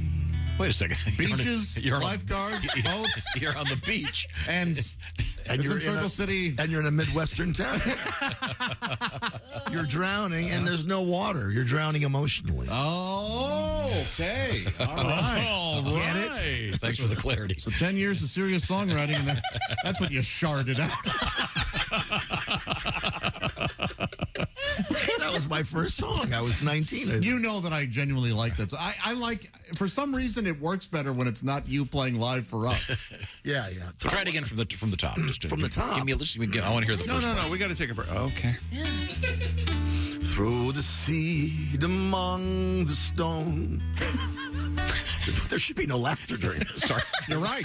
I'm trying to figure out where the hell we are. Where there's this bunch of stones and you're planting seeds in them. There's a beach. See the seed among the stones. The snowy mountains crest the beach. The Of walrus, the desert. the walrus and the iguana. They walk hand in hand in this downtown city. Well, of course, when you say that, it sounds... The surface of the moon. Looks just like your ass. Go ahead. Pockmarked to hell and big and bright. Now, we should point out Pat has won the International Comedy Songwriting Competition. Comedy. How many times have you won it? 3 times. 3 times, okay. Was that one of the winners? Pat, could we take one of those and do a parody of one of your own songs? One of my own songs? Yeah. Maybe. I mean, a parody of one of the serious ones. Yeah. Sure, we could do that. We didn't mean to hurt your feelings. No, You're a great sport. I would have hated to A terrible have heard. songwriter, but a great sport. Oh, great song. I would have hated to have heard if you really wanted to hurt his feelings, what you would have come up with. He just needs some constructive criticism. Oh, is that what that was? He's got like 6 metaphors at the same time. You once told me that would be a huge hit. It kind of was a regional hit, wasn't it? Yeah, locally. Yeah. In the regional area. Okay. It had That's very strings on it. Very nice. Oh, Are you kidding? it does sound nice. I've heard You album. hired string players for that? Yeah. Wow. That's nice. Played a lot. Very fancy. One city. Okay. I've kind of lost my place. I have to sneeze. Well, it's an emotional song. Yeah, sure, What's coming up, Jess? We've got rectums and Rectums nearly killed him. pizza. We got pizza and the news, and we're going to eat some pizza because it's National Pizza Day. Rectums and golf balls, and how did it get there? Here comes the doctor. He'll shave off all of the hair. Pretty good start. I'm sorry, I'm sneezing over. Thieves at the bingo hall. Oh, And a fetish. We're going to talk about a fetish. Oh, this is yikes. This thing. Did you know about this? No, I did know about this because I know it's like the rubbing and the sound also contributes. It's a fetish that can kill you. What? Yeah. Oh, man. Yeah, it's scary. I didn't know about it. I mean, a lot of fetishes can kill you if you try hard enough. Yeah. Yeah, but this one's very weird. Right now, I want to talk about the importance of a great night's sleep. We all know that, especially in this business. We're getting up early. You're getting up early. You want to get the best sleep you can, and a recent survey indicated that Sleep Number bed users get a full 28 minutes more of high-quality sleep because of the quality they get because they're sleeping on the right kind of mattress. Sleep Number has a bunch of different beds. The main principle is that they have an adjustable firmness level that you set with your Sleep Number setting, and you can reset it and change it. Some of the beds will even tell you what would be a more efficient number for you to help you get more quality sleep. 8 out of 10 couples differ on what they want for their mattress firmness. Chick McGee, your Sleep Number setting is what? 100. I like that firm mattress, Tom. Christy She likes it at about 40. That's I like a 40. That's how she talks. But she would say that she likes a less firm mattress. So this way, everybody's happy on either side of the bed. Also, they've got beds that adjust for heat and all kinds of great stuff. They've got the beds where the back and it'll go bzzz, and it goes up if you're having certain issues and you want to have your head higher. Some great stuff. Find out what I'm talking about by going to the Sleep Number store. And choose proven quality sleep from Sleep Number, because your best day every day is based on a great night's sleep the night before. Now it's time for the Ultimate Sleep Number event. This would be a great Valentine's Day gift because it's happening right now. Save 50% on the Sleep Number 360 limited edition smart bed. Plus, special financing subject to credit approval available right now. Minimum monthly payments are required. Get the details at sleepnumber.com. That's sleepnumber.com/BT show. Tell them the Bob and Tom Show sent you. Once again, coming up, we have a bingo hall being robbed, of all things, and a bizarre fetish that is really dangerous. This is the Bob and Tom Show. Morning laughter just might be the best medicine. No matter how hard I try, can't keep my hands off my face. Bob and Tom 24/7. Al Jackson going to be zooming his way in from Denver, Colorado, when he's not on with us, having a quiz for Tom. He's the co-host of the nationally syndicated daytime talk show Daily Blast Live, perhaps seen in your community on your television sets. Also the author of a children's book, Where is Baby Ford? That's available right now at aljacksonlive.com. That's also where you find out more about that man, aljacksonlive.com. Zooming his way in, our West Coast Mountain correspondent on a Thursday. We'll also catch up with comedian Tim Cavanaugh and check in with the boys out in Glendale, Arizona. Willie Griswold, Kostaki Economopoulos, and special guest Frank Caliendo. That's right, joining us to talk about the big game coming up this Sunday. That's all on the way. Perhaps even a shoe-in pick from Chick McGee. I don't know. That may happen Friday, but we'll find out together. You're listening to Bob and Tom 24/7. I'm Chick McGee with your Bob and Tom Sports Update. Phoenix Suns have acquired 13-time All-Star Kevin Durant from the Brooklyn Nets, and the Los Angeles Lakers traded Russell Westbrook to Utah and reacquiring guard D'Angelo Russell from Minnesota in a 3-team, 8-player deal. And this year's Super Bowl features a rare matchup of the NFL's top 2 teams from the regular season, the Eagles and the Chiefs, the league's only 14-game winners. The Eagles still a 1.5-point favorite. NBA action last night. Kyrie Irving makes his debut for the Dallas Mavericks, leading them to a win over the Clippers, 110-104. Kyrie had 24. Also winning Cleveland, Washington, Toronto, Boston, Miami, Sacramento, Minnesota, and Portland. Top 25 college basketball. Houston wins. Number 3, Alabama over Florida. Vanderbilt upset number 6, Tennessee. West Virginia over number 11, Iowa State. Also winning in the top 25, Baylor, Providence, Creighton, and San Diego State. And just 2 games in the NHL yesterday. The Rangers beat Vancouver and Dallas over Minnesota. I'm Chick McGee, and that's your Bob and Tom Sports Update. Things you hear on the Bob and Tom Show. And I'm not stupid. I know there's more to life than just sex. It's just none of those other things feel as good as sex. I mean, I love cookies. Oh, yeah. But if I do not have access to cookies, I will not rent a movie and watch 2 other people eat cookies. Perfect strangers eating cookies. No. Nothing. No. How do you not think about sex? Everything on TV, sex, you know, all the commercials, very beautiful women in all the commercials now. Doesn't even matter what the product is. It's just very sexual. Mm-hmm. And then you finally have sex, and it's kind of disappointing. Mm. Where's my Sprite, my new car? That's why I think women should have shelves next to their bed filled with prizes, depending on how well you did. You know what I mean? That's a good idea. Like they do at the carnival.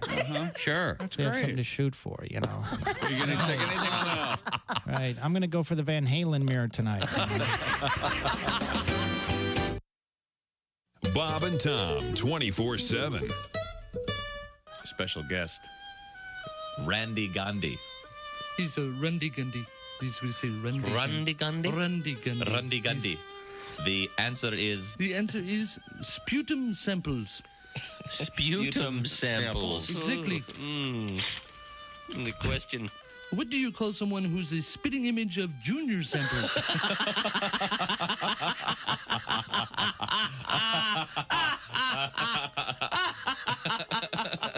Answer is Yes. Kenmore Weed Whacker. Kenmore Weed Whacker. Yes. Oh, no. What did Barbie yell as she made love with Ken in the tool shed?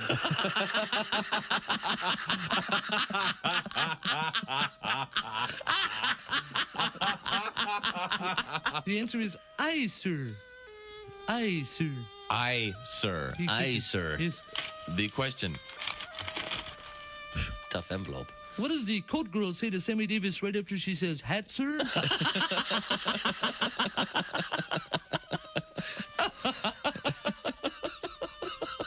The answer is Stevie Nicks.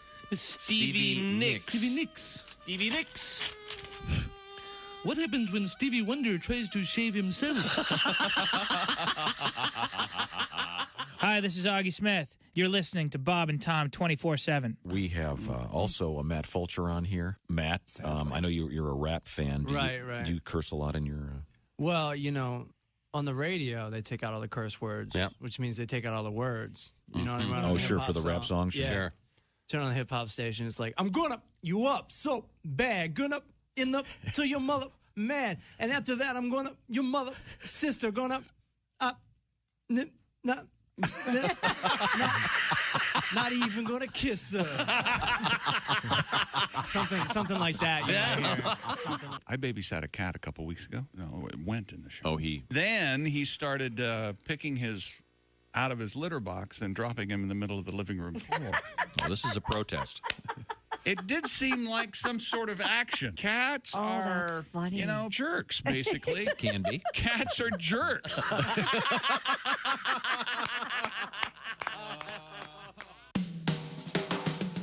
Hello. You're listening to Bob and Tom 24/7. Coming up. Welcome back to the Bob and Tom Show. Christy Lee on vacation. There's Jess Hooker at the news desk. Hi. We're all enjoying pizza because it's pizza day. Is that right? Oh, yeah. Ace declares delicious. You like it, Ace? Yeah, especially Good. the crust. That's very important. Homemade. Very good. Nice. We'd like to thank Nicole Taylor over on 54th Street. Thank you, Nicole. There's Pat Godwin in the performance Check local room. 54th. Shut up. Looking for quite a while if you're in Des Moines. Hey, if they're...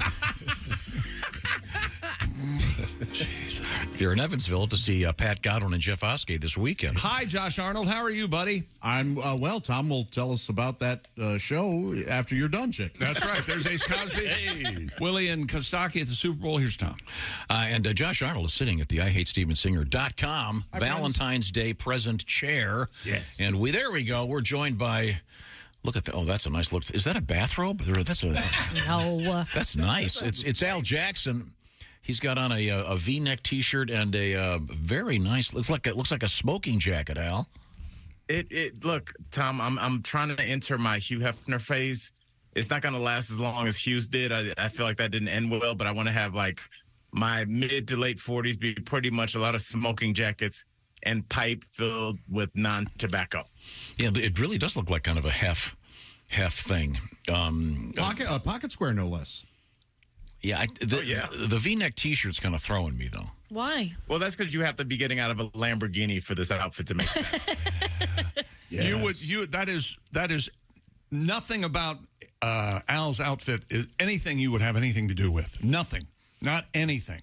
That is like the exact opposite of Tom Griswold fashion, right? Yeah, the V-neck under a sports jacket is very in. It is? Yes, Okay. 100%. I thought it was supposed to be a regular T-shirt like Don Johnson or the Frankenstein Well, now monster. see what you got. You can rock a V-neck. You got to hold like a 50-year-old reference there is what you got. I mean, older than that because I have a question because it's weird. We're talking about Don Johnson and maybe think of Miami Vice. Me and my girl were rewatching Narcos, and it's weird in those, and even when I was watching New Jack City last week, which was made in the I think 89 or 90. There are people using Uzis, and I remember growing up that was every bad guy had like an Uzi, like out of the but I never see them anymore. Where did they go? Are they like super illegal? Like weren't those invented by the Israeli army? I don't know. Yeah, they're definitely Maybe Israel's just keeping a tighter grip on. Those are ours. What is the current gun of choice? The Glock. I would say the Glock, but the AR-15 is like what everybody knows. You know, it's like, I feel like the AR-15 is like the Uzi of, I remember I had a water gun that was shaped like an Uzi, and it was like an automatic. Absolutely. Yep. Remember, Yes. like Uzis were like the gun for like Miami Kingpin henchmen drug dealers. You're exactly Yeah. right. They were in It like was every the official 80s. gun for every studio. You could always tell because they were circumcised in the tip. And it was Al in Miami Vice. And once again, the Frankenstein monster wore a traditional T-shirt. And I always liked the fact that the Frankenstein monster wore that because it wore the sport coat. Yeah. He could dine at any restaurant. Yeah, it was classy. And he never gets enough credit for that. Frank would like the caprese salad. Hey, could you blow that candle out? He doesn't care for that. Al Jackson is one of the featured hosts of DBL, the Daily Blast Live. You can watch that on a TV station. Al, near you. you mentioned New Jack City, and I rewatched that recently. I remember there was a giant controversy when it came out. There were some issues at different movie theaters, but that is a solid movie, isn't it?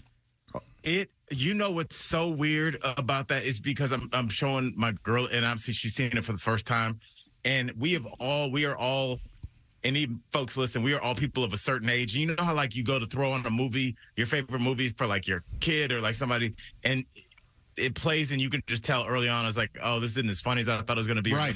Yeah. New Jack City holds like it's strange. There's some moments where Ice-T's acting should just be called line readings. Right. But other than that, it really holds up. And you know what's so interesting about that, Josh? I was looking at it, and it was like this weird flashback to my past and reality.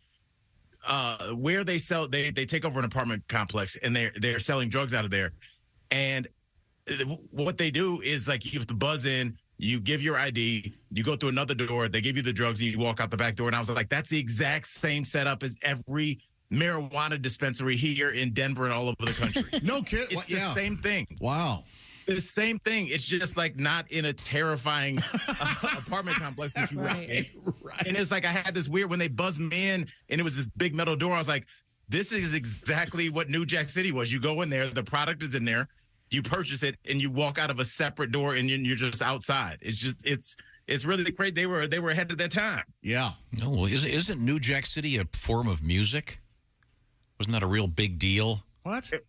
Yeah. It was like the New Jack Swing. What was that group, Blackstreet, which they had that song? Oh, yeah. I like the way you work it. No Diggity. No Diggity. Yeah. That song, Tom, to black men like my father that were in their 50s when that came out, early 60s, like that was their jam in a way that you cannot. My dad used to drive me and my friends home from basketball practice and be like, just commenting on it, like in real time. On the YouTube video, like, he likes the way she works it. No diggity, no doubt. I would have paid money to be in the back of that car and heard that commentary. I love that. Love that. He only liked a few songs, Josh, and like anytime I hear that song, I think about my dad. That man loved that song, bro. Hey, Al, have you watched Snowfall on FX? I haven't. I wondered if do you guys start getting this intimidating thing where you're like, I'm 5 seasons behind. I can't. I got to wait till I break my leg. Well, no, yeah, they're all on. Something where you're stationary. Right, it's overwhelming. Yeah, they're all on Hulu, and there are 5 seasons on Hulu right now, and the 6th season starts in a couple weeks, so you could catch up easily. It's I got some flights coming up, so I can knock that out, and I feel like it'll be good. It'll be good because we were talking about Miami Vice earlier, and it's like one thing they always show like, oh, Miami Vice, these cops, but as we were talking a second ago, I was like, wait a second, that was a huge failure. Yeah. Cocaine was everywhere. They did nothing. It's called the city of Miami. How did that happen? Yeah. But they looked cool. Like, that was important. Where do we think Miami? Everybody's like, Miami's a sleepy beach town, and all of a sudden they have 4 sports teams. How did that happen, guys? We're speaking with Al Jackson, former Miami resident. Crockett and Tubbs. Yeah. It did nothing. Now, Al is here to improve my language skills on the street. That never hasn't worked so far, but we appreciate the effort. What have you got there? I'm trying my best. Let me see if I can get a little bit hipper. Tom, I don't want to put any pressure on you, but I got my clock here. I got it set to 15 seconds, Tom. And in 15 seconds, I'd like you to not tell me, but talk to the world. We're on the radio. Give them 3 other slang terms for cops. You're on the clock. Oh, Okay. The popo. Yes. Wait a minute. One of them. What's the number? You got 5-0. There you go. Popo 5-0. Is fuzz still happening? I mean, I think it counts. It's not current, nor is Johnny Law.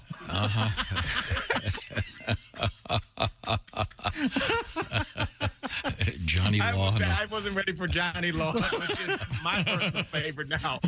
But Tom, I will give you fuzz. You're right. I did not say what era. I didn't say that you could be a Scottish beat cop from the 30s. But yes, you can use the fuzz. Now, Tom, while we're talking slang, man, indulge me for a second. The poet laureate, Mos Def, rapper, had a line about a woman's rear end.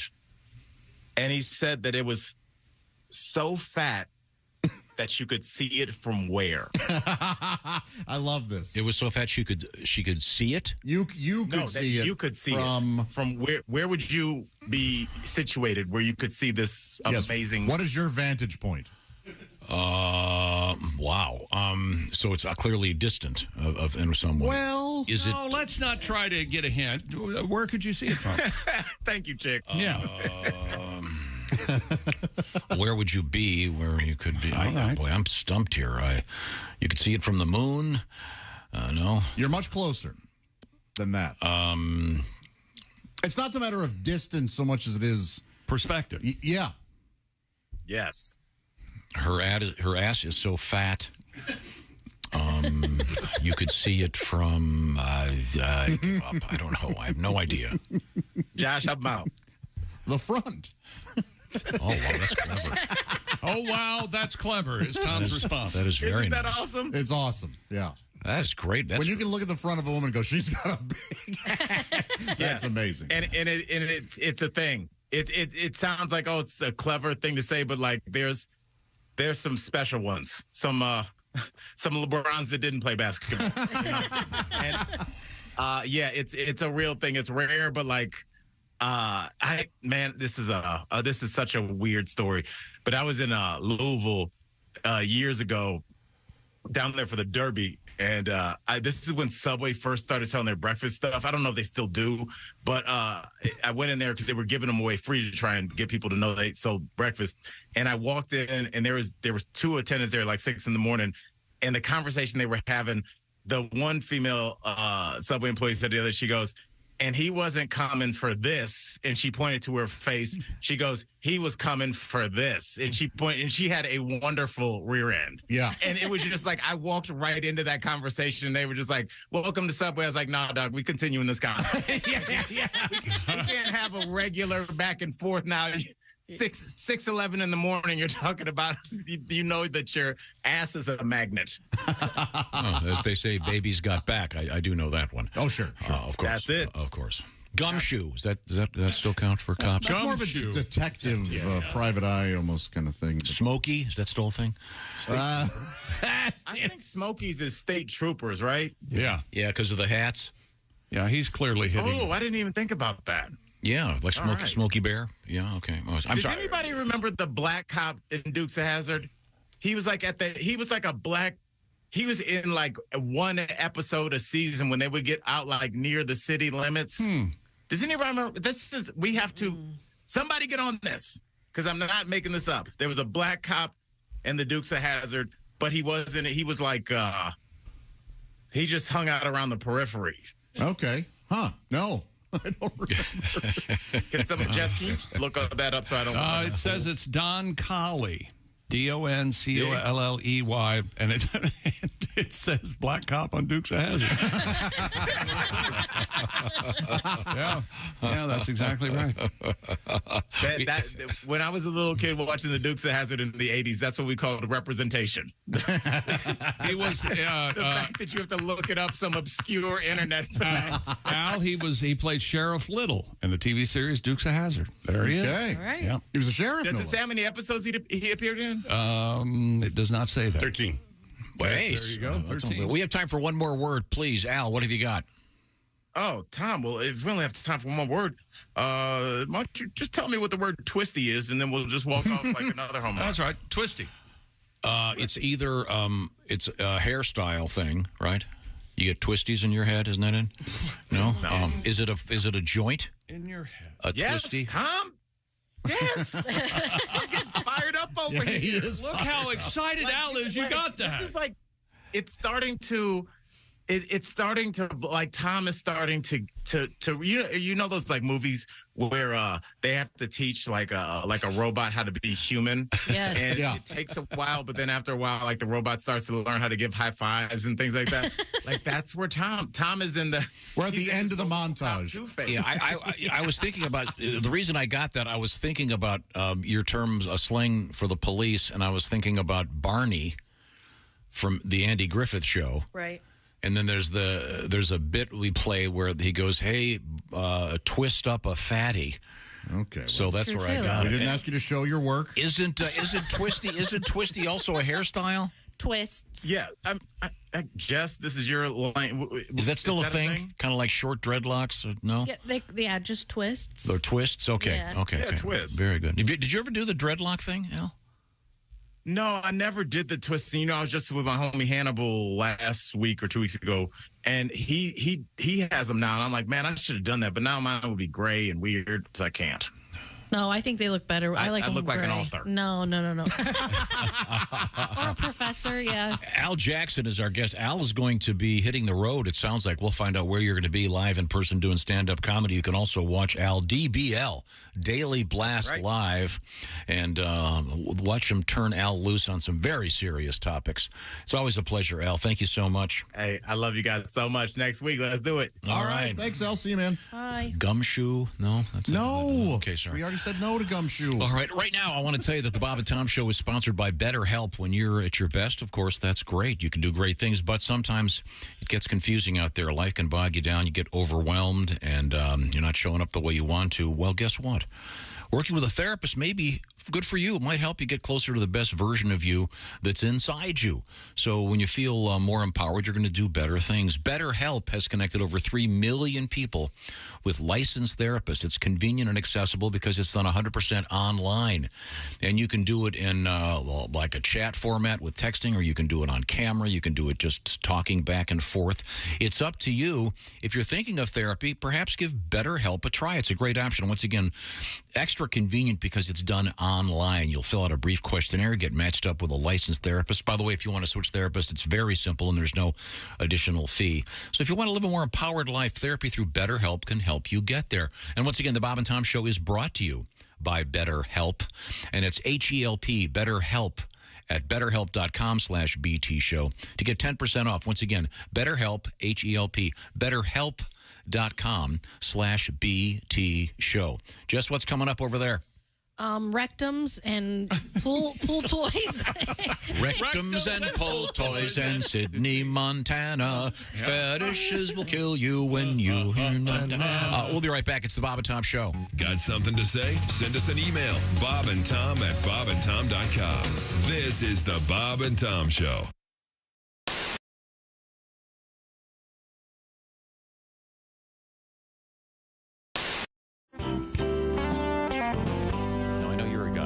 Cares about the way you look. You've got a nice suit on. Yes, today. it looks very good nice this morning. Bob Zaney, would you rather have a complete set of removable dentures or a full set of fang-shaped teeth? And I'm assuming the fang-shaped teeth aren't removable? Are permanent. Yeah, they're yes. permanent. In other words, your real smile would be I'd rather fangs. have dentures. Yeah. I'll go the fangs because I'll tell you why. My teeth don't show when I smile. Let's see. It's not natural. My whole childhood was my dad going, show your teeth, like that. I look like I'm trying to poop. In every childhood photo. They just don't show, so it won't really matter if they're fangs. Okay? I gotta see some of those. Yeah. I swear to God, my dad, show your teeth, Bobby. It does look like you're trying to once again drop a deuce. Yeah. I'm sorry, should I say drop a deuce? I want to see those photos. Wow, you're right, though. You can't see your teeth. Look at little Bobby. I know. There he is. The one that really sticks in my mind, we were at the Wax Museum in Buena Park. Sure. Right next to Knott's Berry Farm. Knott's Berry Farm, yeah. And we get our picture taken. I think it's with God, why Frankenstein? So you get your photos, and then it's the whole family, and I'm like, yeah, in front with Frankenstein.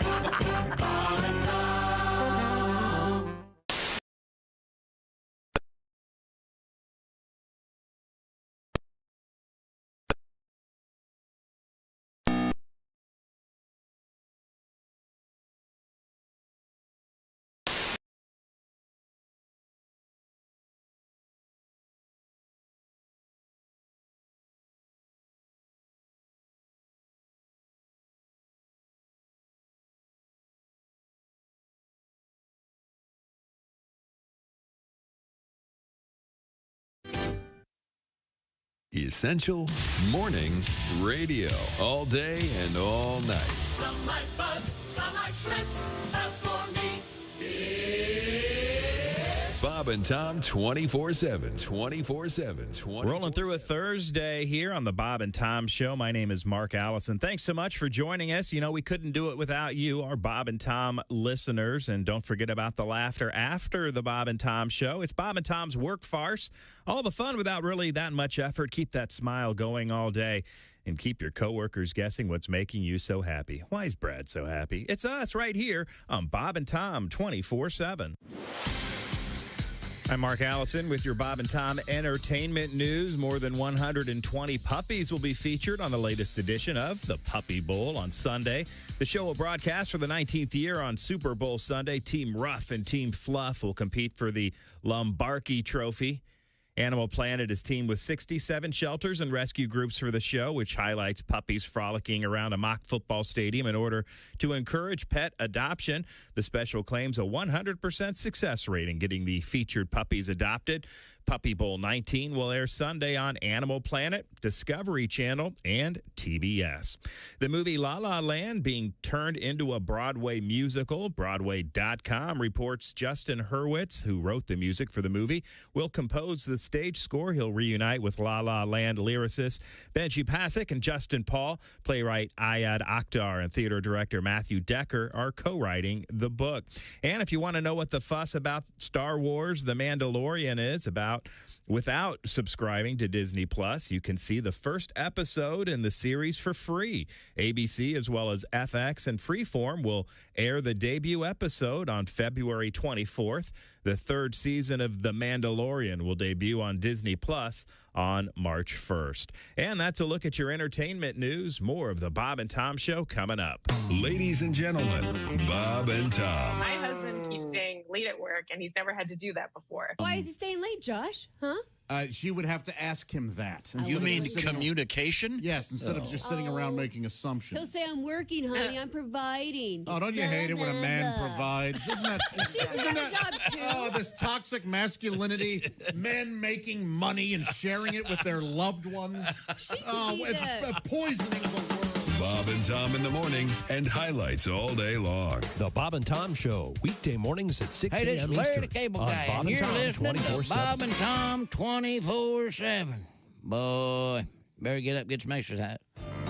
Hi, and good morning, and welcome to the Mr. Insinuation Show. The show, well, you know. Let's go to the phones and just go to the phones, huh? Good morning, you're on the program. Hello, Mr. Insinuation. Mm-hmm. Yes, I have a... Got a... yeah, Mm-hmm. and it's with my wife. Okay. And, well, she's not letting you... You know. Or she's not giving you... Well, yeah, and... oh, boy. You know, I was wondering how long that would... She's not doing the... Yeah. And Okay. Have you tried... Yeah, we did that. Okay, but have you tried this? No, we haven't. Okay. Mr. Now, I. have you followed... Now, if you tried that, follow it up with one of these. Okay. And then immediately after that, give it one of these.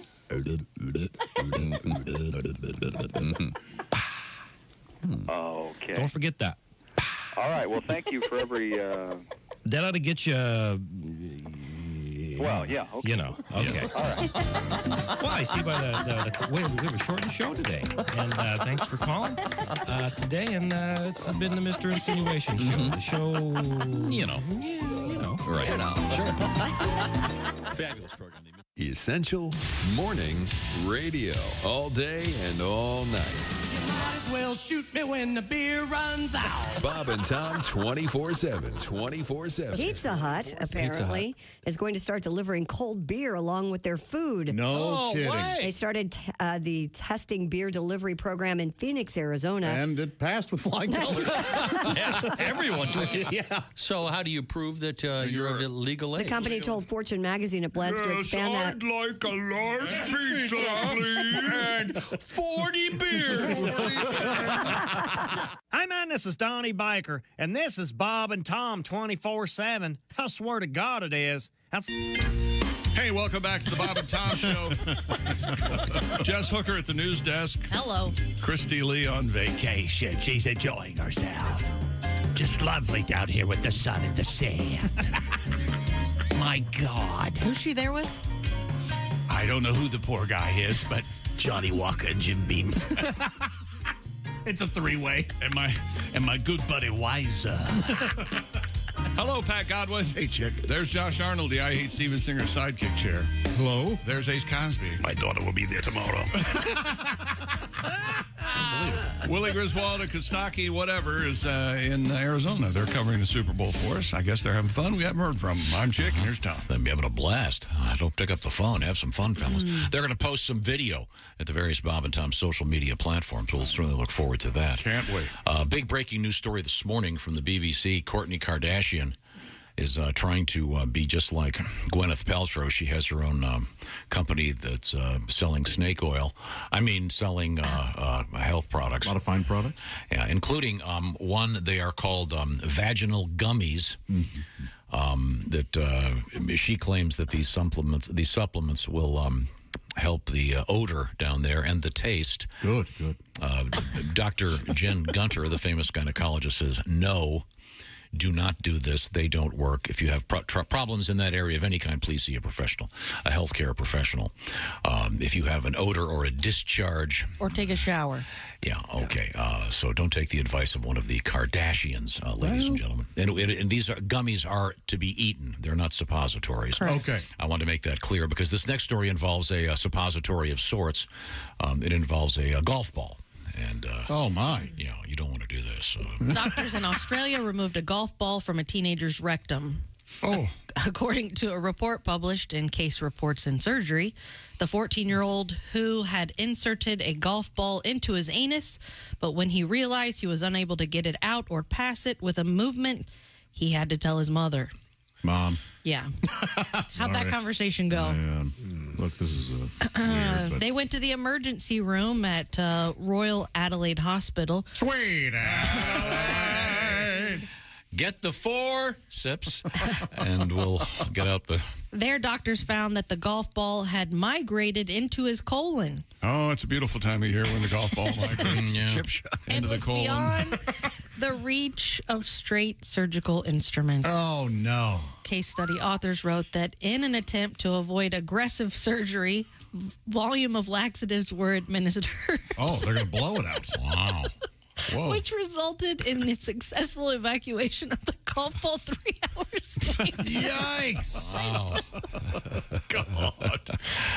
They geysered it out of him. I guess they did. Doctors said the boy was discharged the same day after he discharged, I guess, and was advised against inserting other objects into his rectum in the future. You know what the doctor said? Don't do that. You know what the kid said to his mom?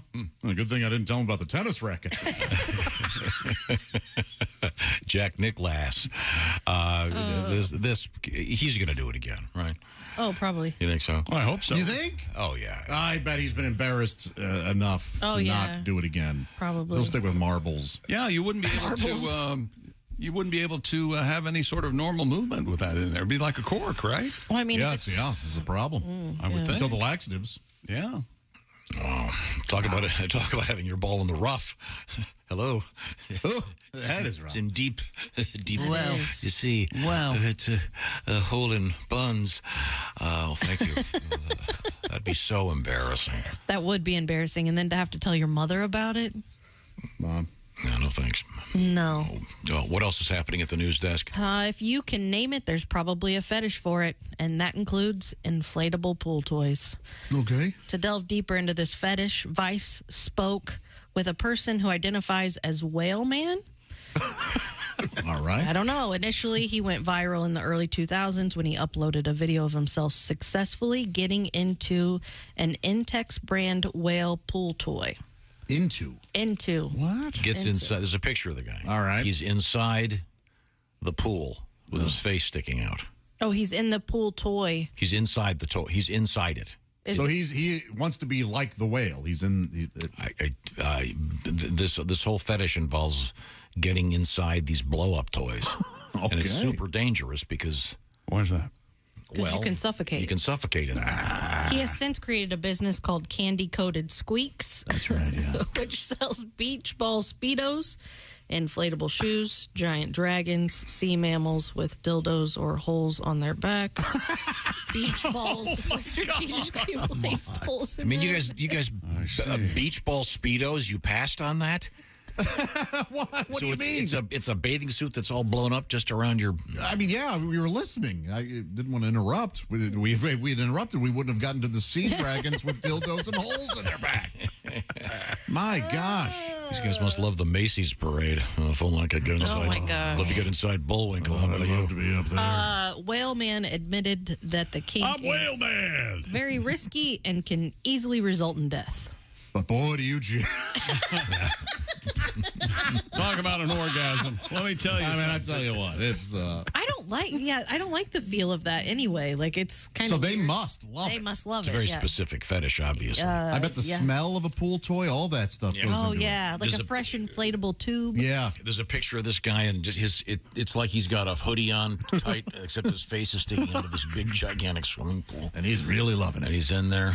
I'm Whale Man. I love this man. Okay, there's an NBA player. His name's Kyle Kuzma.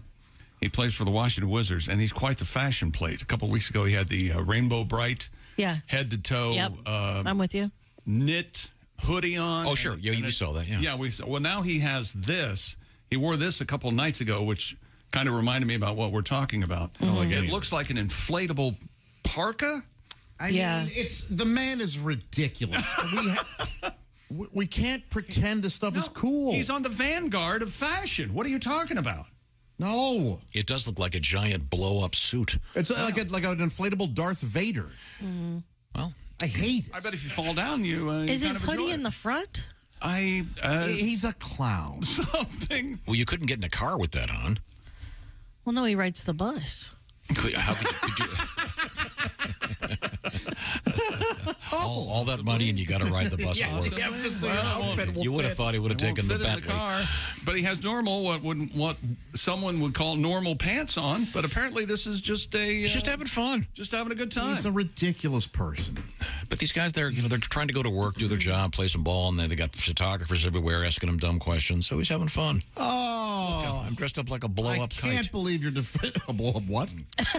Kite, a blow-up kite. It looks like a big kite shape. Hey, we'll be right back. We need to talk to Tom. And okay, coming up, we have Parrots in the news. Parrots, yes. Pizza? And something really interesting that Josh, you may know about this. It involves I'm certain I do. Movie theaters. That's right. You were an usher at a movie theater. Something going on in movie Crew theaters. chief. Movie theaters in Texas. You're not going to believe this.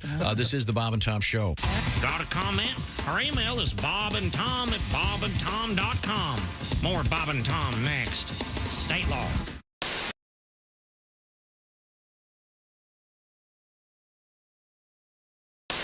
Joining us in the studio, we have singer-songwriter, actor, and comedian Stephen Lynch.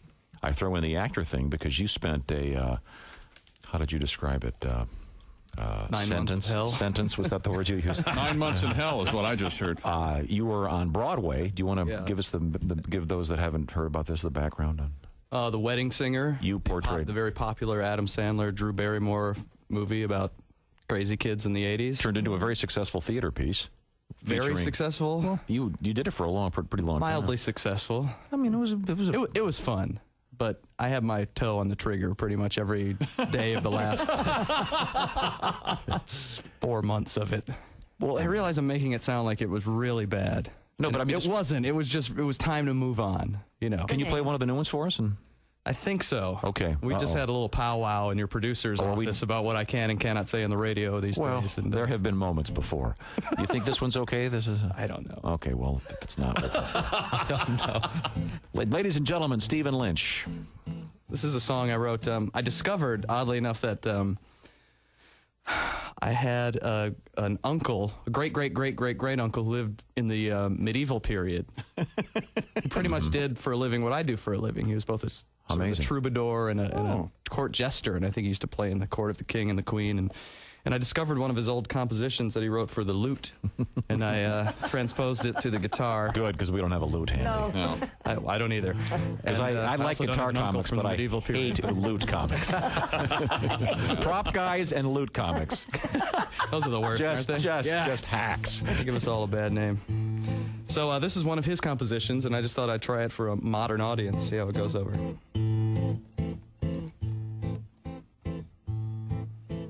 Come, fair lady, to mine bed we go, and verily sweet pleasures we shall know. Yet, where thy belly meets thy limb, I beseech thee, give a trim, for thy bush doth overflow. Milady doth have a 70s muff. A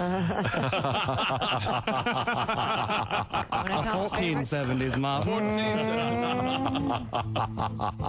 Zounds, it's as prickly as a Christmas wreath.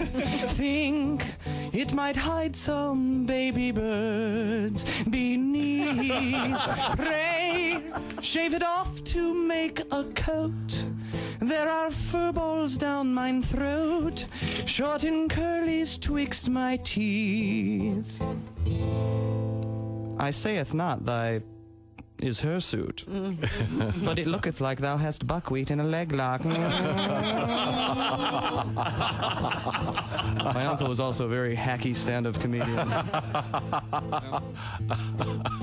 But soft, what hair through yonder girdle grows, to be or not to be put in cornrows. Oh, it is beastly and unruly, and it smelleth of patchouli, and that offends my nose. I saith not thou art furry down there, but it doth resemble Fidel Castro eating a London broil. Tra-la-la-la-la-la-la-la-la-la-la-la. Tra-la-la-la-la-la-la-la-la, medieval bush. Bravo. Stephen Lynch. Thank you, lords and ladies. Thank you. Stephen Lynch, ladies and gentlemen.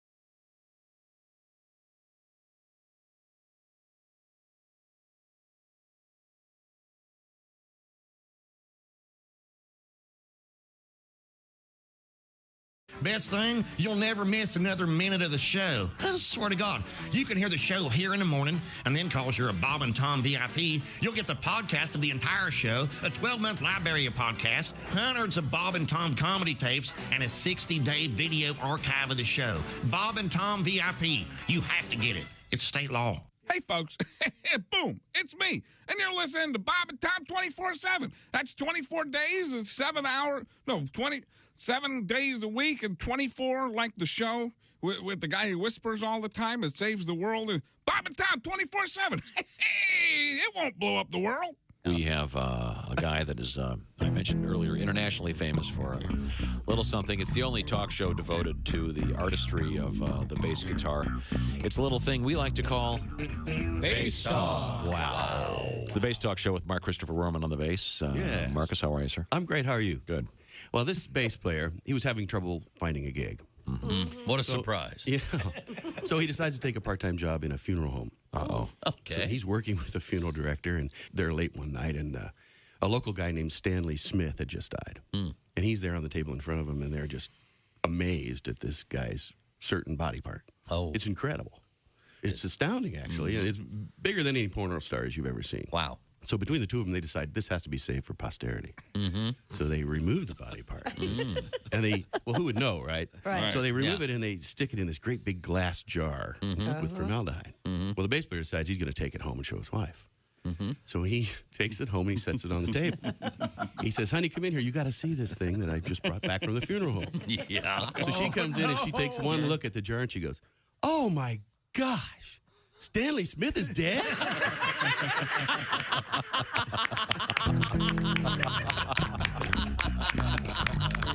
There you go, ladies and gentlemen. You can see In Union Station. Welcome back to the Bob and Tom Show.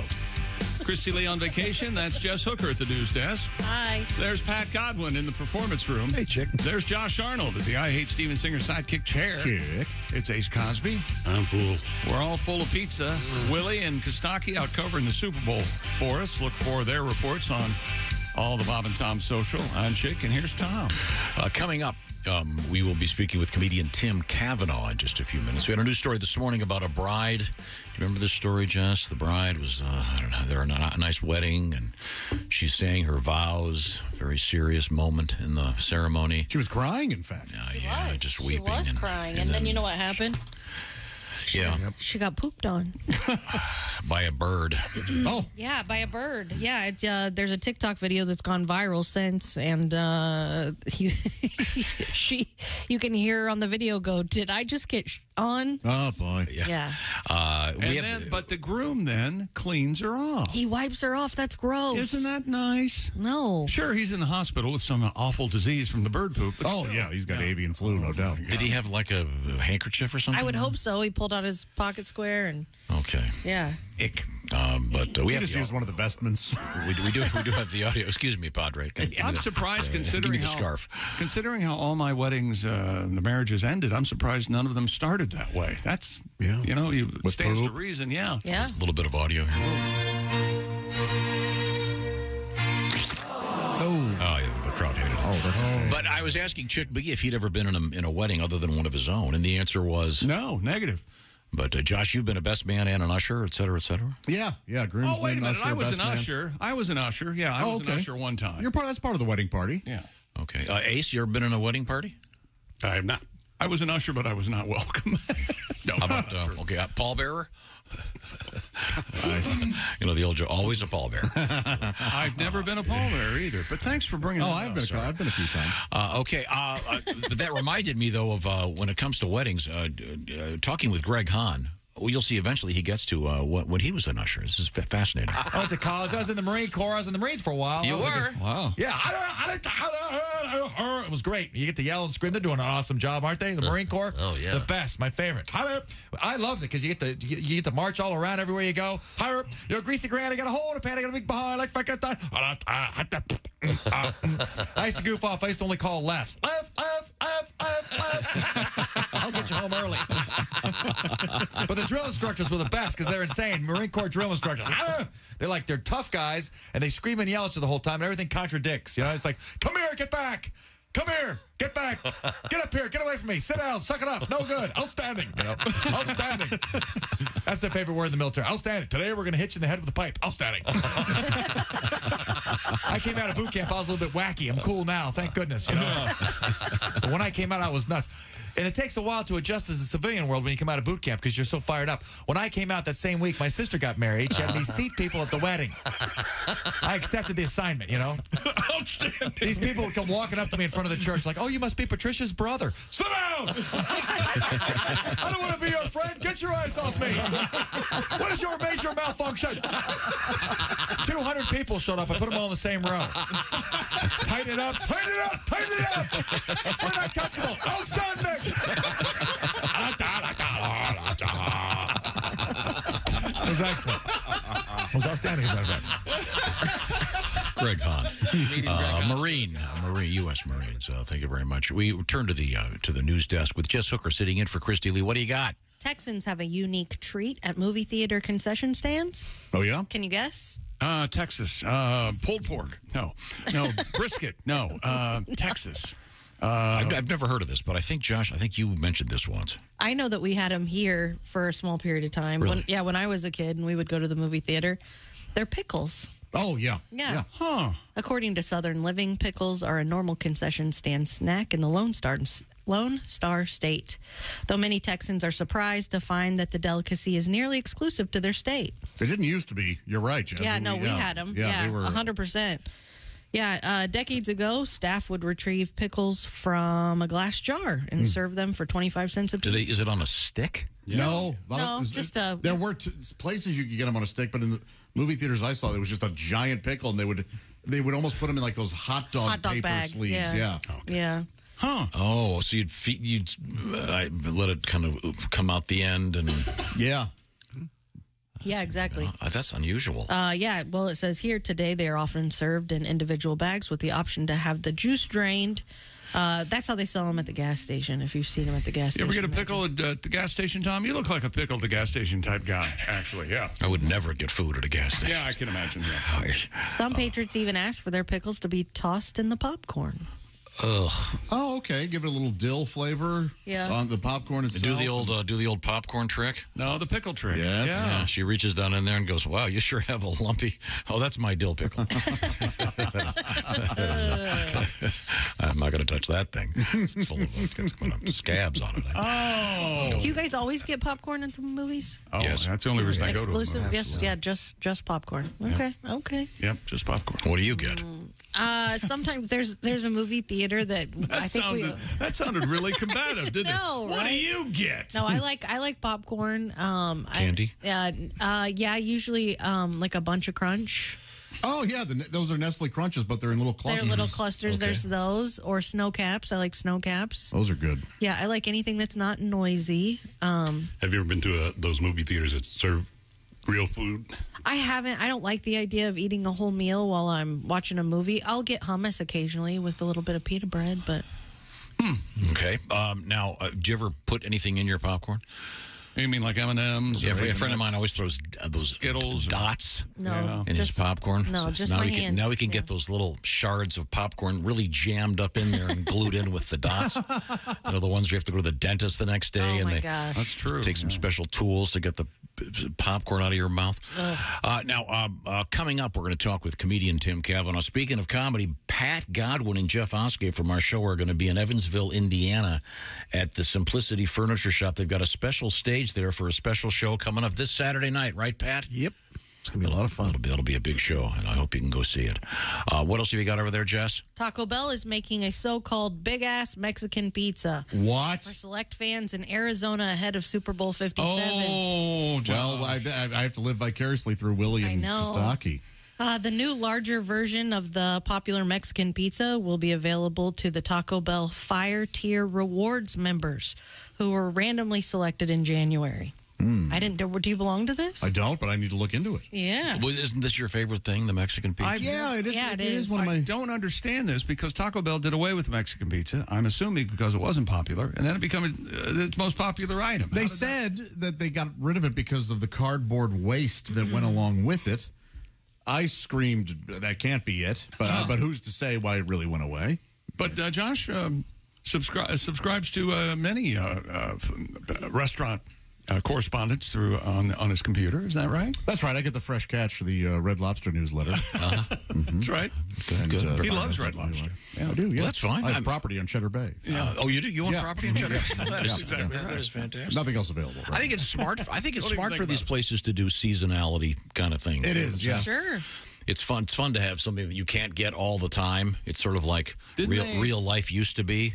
Didn't they? Now we settle for really crappy tomatoes when they're out of season. They taste like cardboard. Okay. Right. But In no. addition to the big-ass Mexican pizza, the bundle also includes crispy chicken wings, taco party packs, nacho party packs, cinnamon twists, hot sauce, and Starry soda.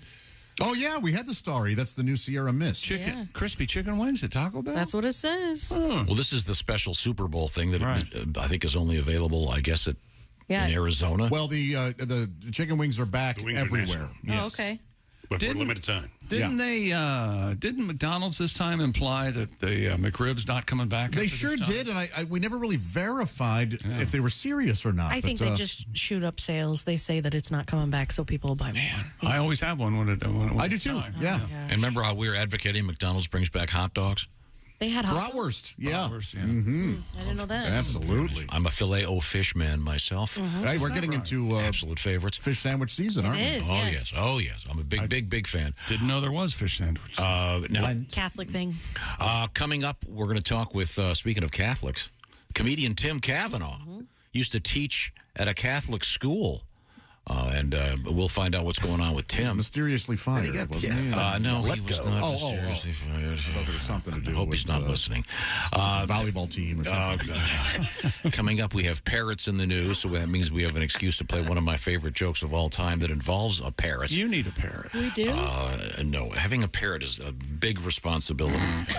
I'm not going to get a parrot. They demand a lot of time. I don't have any, but I do have time to tell you how to save yourself for Valentine's Day. This is so simple. Fellas, pay attention. You go to PajamaGram.com right now. What are you going to get? The naturally nude pajamas, and you can get 25% off the regular price if you listen carefully to me. You go to PajamaGram.com. They're called naturally nude pajamas. They feel just like her soft skin. They feel good to be worn. She will love them. We guarantee it. Christy Lee was talking about these off the air a few weeks ago because she got a pair for Christmas. Loved them. The naturally nude pajamas from PajamaGram. The code word, by the way, to save 25% is nude, N-U-D-E, nude. PajamaGram.com. Did I mention free gift wrapping? That's right. The package arrives ready to present.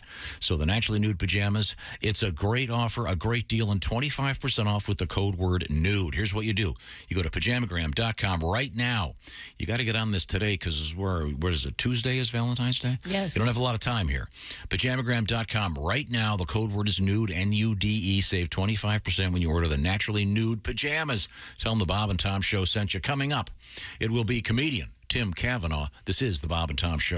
Hey, it's Roy Wood Jr. You're listening to Bob and Tom 24/7. Bob and Tom all the time in your ear. Hey, thanks for listening to the Bob and Tom Show this morning. It is Thursday, February the 9th. I'm Mark Allison. You know you can see the Bob and Tom Show on our YouTube channel anytime, even right now. If you missed something during the show and you want to go back and check it, you can do that later on this afternoon.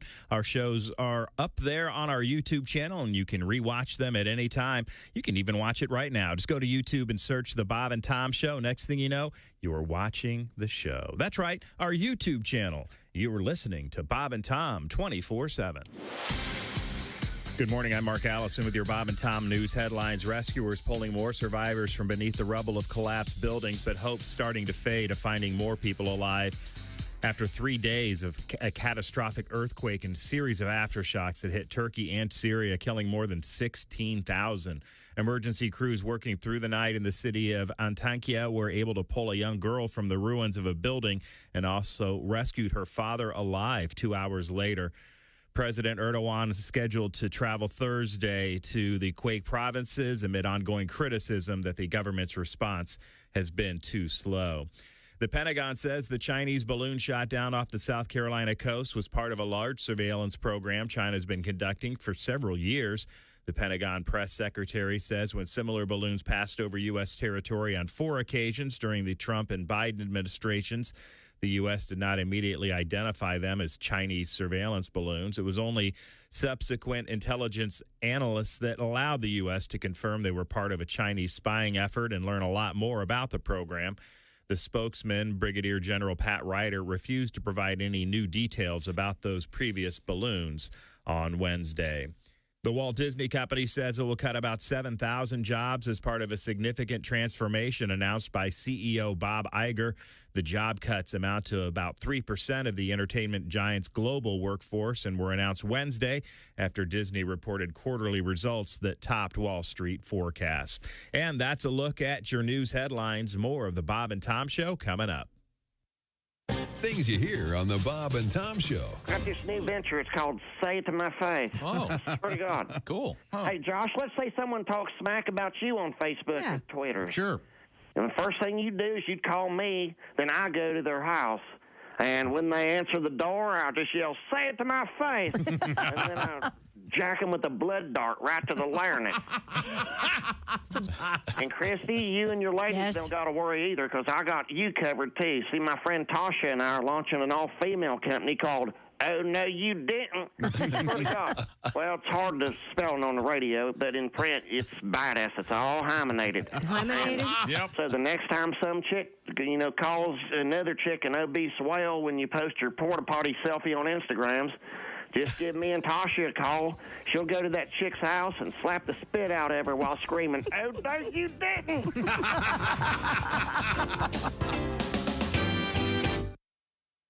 Ladies and gentlemen, Bob and Tom. A woman got a car key stuck in her face when her friend threw her keys to her. What you failed to mention, on a positive note, it did cure her lockjaw. You see the key in the jaw, the lock. Okay, Tom, we aren't going to do this again. Bob and Tom in the morning and highlights all day long. The Bob and Tom Show, weekday mornings at 6 a.m. Eastern on Bob and Tom 24/7. Good morning, sunshine. Bob and Tom 24/7, 24/7, 24/7. Morning, Bob and Tom Show. Good morning. How are you guys? Fine. Guy's down in Florida. He's reading the classified ads, and he sees an ad that says talking dog, $20. So he goes to the address, listens to the paper, knocks on the door. Guy answers the door. Guy says, I understand you got a talking dog for $20. And he goes, yep. He goes, can I see him? He goes, yep, he's in the bedroom. So he walks in the bedroom. Dog's laying on the bed, remote in hand, watching TV. Walks in the room. The dog goes, hey, how you doing? I can't believe this. You're a talking dog. What are you doing down here in Florida? He goes, well, I started out in New York. I used to teach other dogs how to lead the blind. And then, well, the Gulf War broke out. And so I went over there and I brought medicine to injured soldiers and rescued soldiers. And that was over. I came back to New York, and I was on Broadway for a while. I was in Riverdance. And of course, you had the tragedy with the Twin Towers, so I helped out there and started sniffing for bombs and things like that. And finally, I decided I'd had enough, and I was going to come down here to Florida to retire. Mm-hmm. The guy can't believe it. He walks back in the other room to the other guys. He goes, what's the deal? Why are you selling that talking dog for $20? The guy goes, 'cause he's a big liar.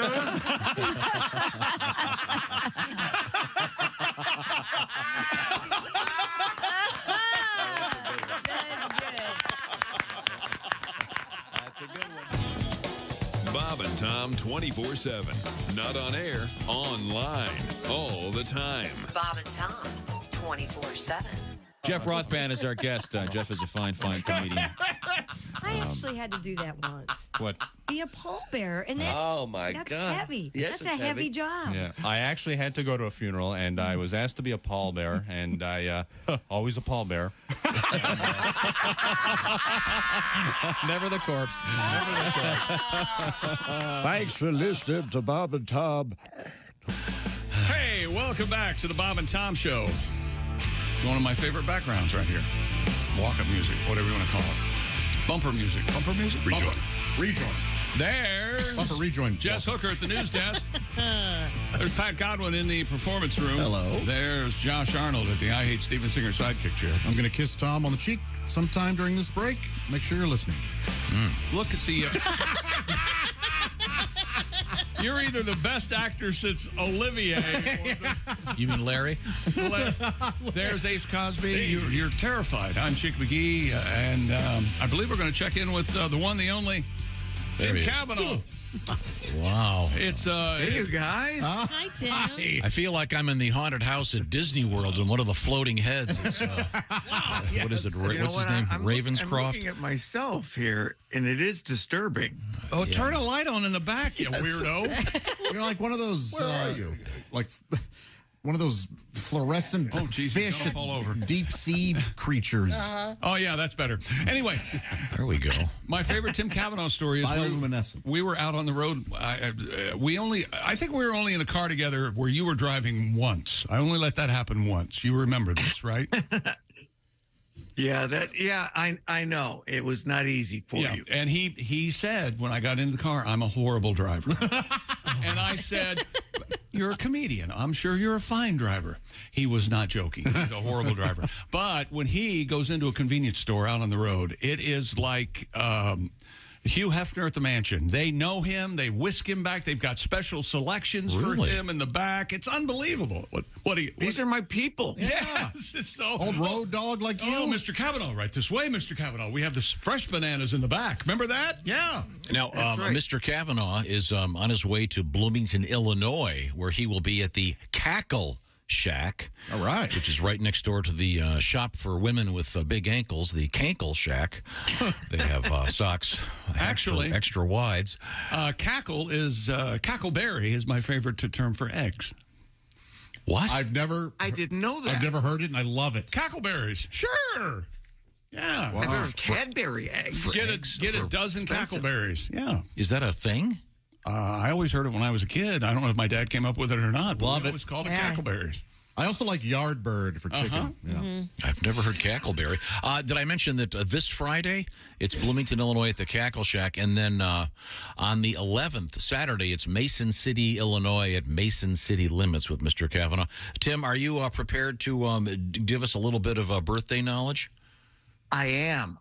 Well, I'm very excited about it. Here comes the intro. February is the shortest month, but there's no shortage of great celebrity birthdays. Let's go to it. Here we got the music. So here we go. I'm just waiting for my music. It's there. Trust me. For some reason, Tom is rushing you quite rudely. It's fine. And he's expecting you to keep up. The music is fine. He's trying to delay the kiss, I believe. That's probably true. Yeah. Hey, everybody. It's time once again for Tim Cavanaugh's Cavalcade of Celebrity Birthdays. I'm comedian Tim Cavanaugh. This year's Grammy Award for Best Album went to February 1st birthday boy Harry Styles. Oh. Harry's talent and sex appeal have apparently rubbed off on his two golden retrievers, whose new video, Doggy Styles, is a big hit on the Animal Channel. Harry's former bandmates from One Direction seemed disillusioned by the Grammy results as they realized Harry was going One Direction while they were going in a completely different way. A hard show business fact. Celebrating birthday number 63 this week is Tony Robbins, the man who answers the question, I wonder what Lurch would be like as a motivational speaker. Dakota Fanning celebrates her 29th birthday this week. She was given the name Dakota because that was the name of the truck she was conceived in. Isn't that lovely? Oh. Yeah, according to her two sisters, El Camino and Greyhound number 156, Dakota was the lucky one. Although El Camino is now doing well since dropping the Camino part. Yes, Elle Fanning is doing quite well. Thank you for putting that together so quickly, John. Sure, yeah. The Hollywood dynasty. I wish I could kiss Tom too. All right. Okay. That didn't sound right. Super Bowl halftime performer Rihanna turns 35 this month. Her unusual name Rihanna means sweet basil. She's currently involved with rapper A$AP Rocky, whose unusual first name ASAP means premature ejaculate.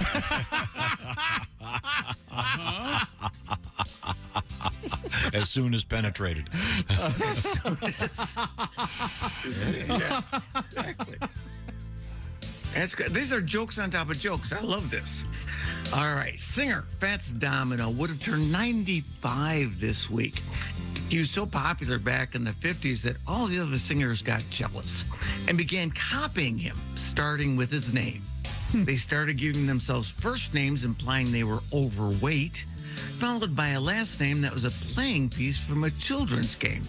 So Fats Domino led to Chubby Checker, who was a great success, which led to Lardass Tiddlywink, who never really caught on. He never caught on. Lardass. Never did. No hits at all. Never did.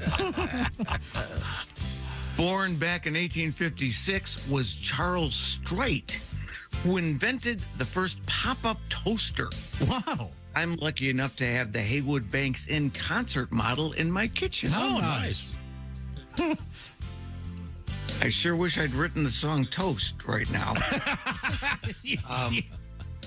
Here's a little celebrity birthday brain teaser, and my money's on Josh, the way his mind is working this morning.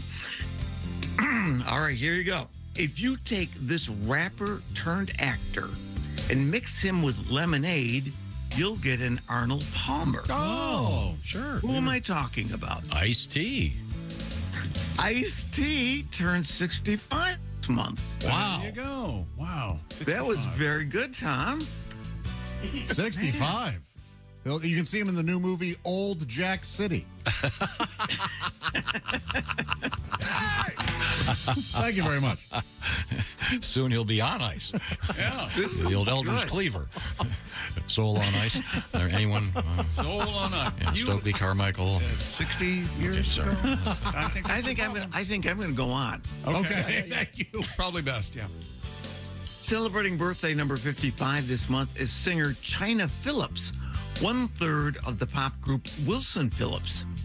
She used to be a good friend of mine. We even used to exchange birthday gifts every year. Oh. But not anymore after she recently sent me a giant balloon over Montana and signed it Love from China.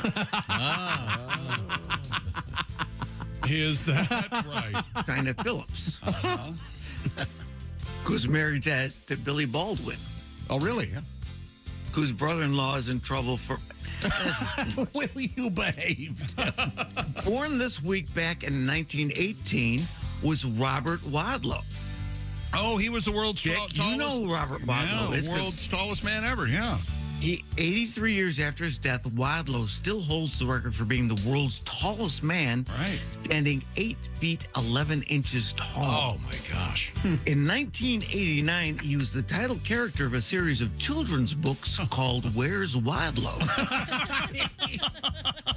The series never caught on, given the fact that Wadlow was 3 feet taller than everybody else. Yeah, very easy to find. Very easy to spot, yeah. Easy to find.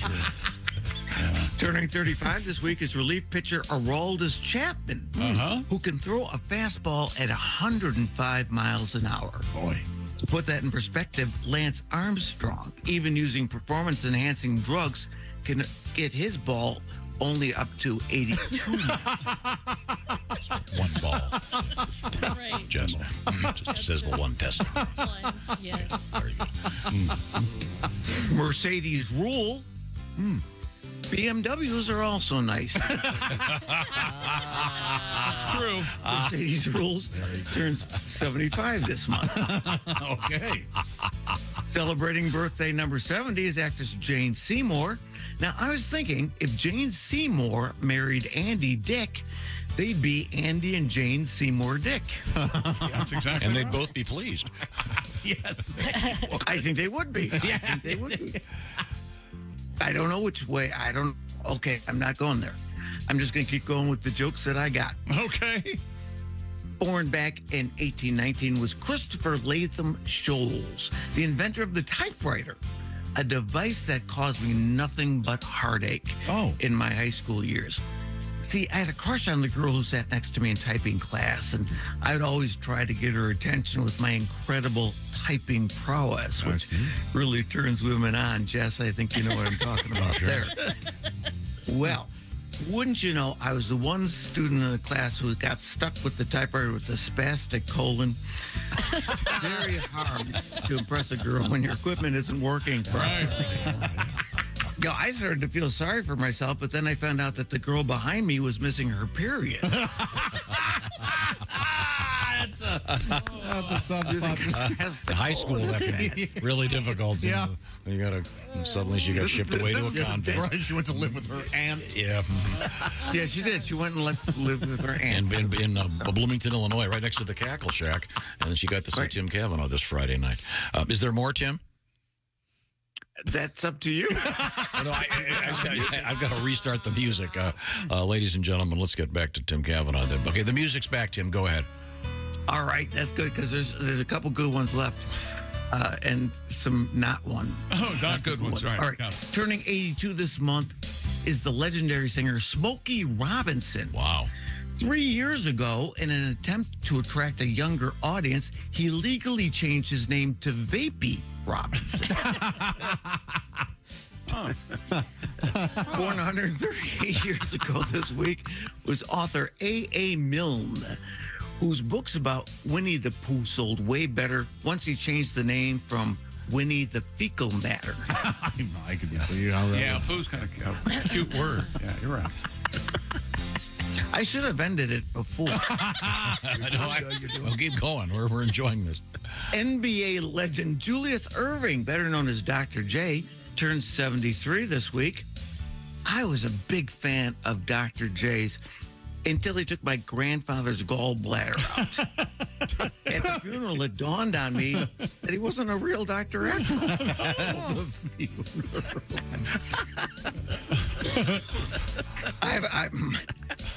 Dr. Dre is working on my tonsils later on this week.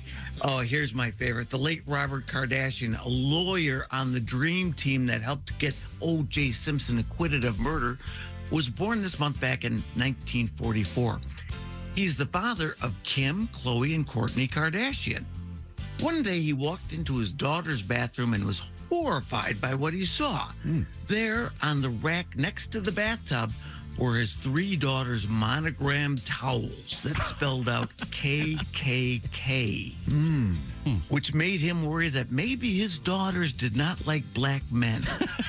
As it turns out, he had nothing to worry about.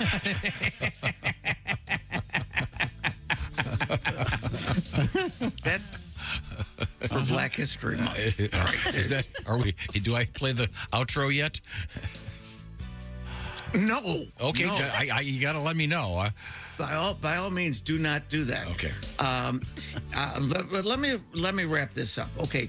Born this week back in 1828 was science fiction writer Jules Verne. Sure. He wrote such books as 20,000 Leagues Under the Sea and Around the World in 80 Days. And what had to be a disappointment, his final journey to the center of the earth stopped after just 6 feet. Pink is 43, which everybody who does paint by numbers already knows.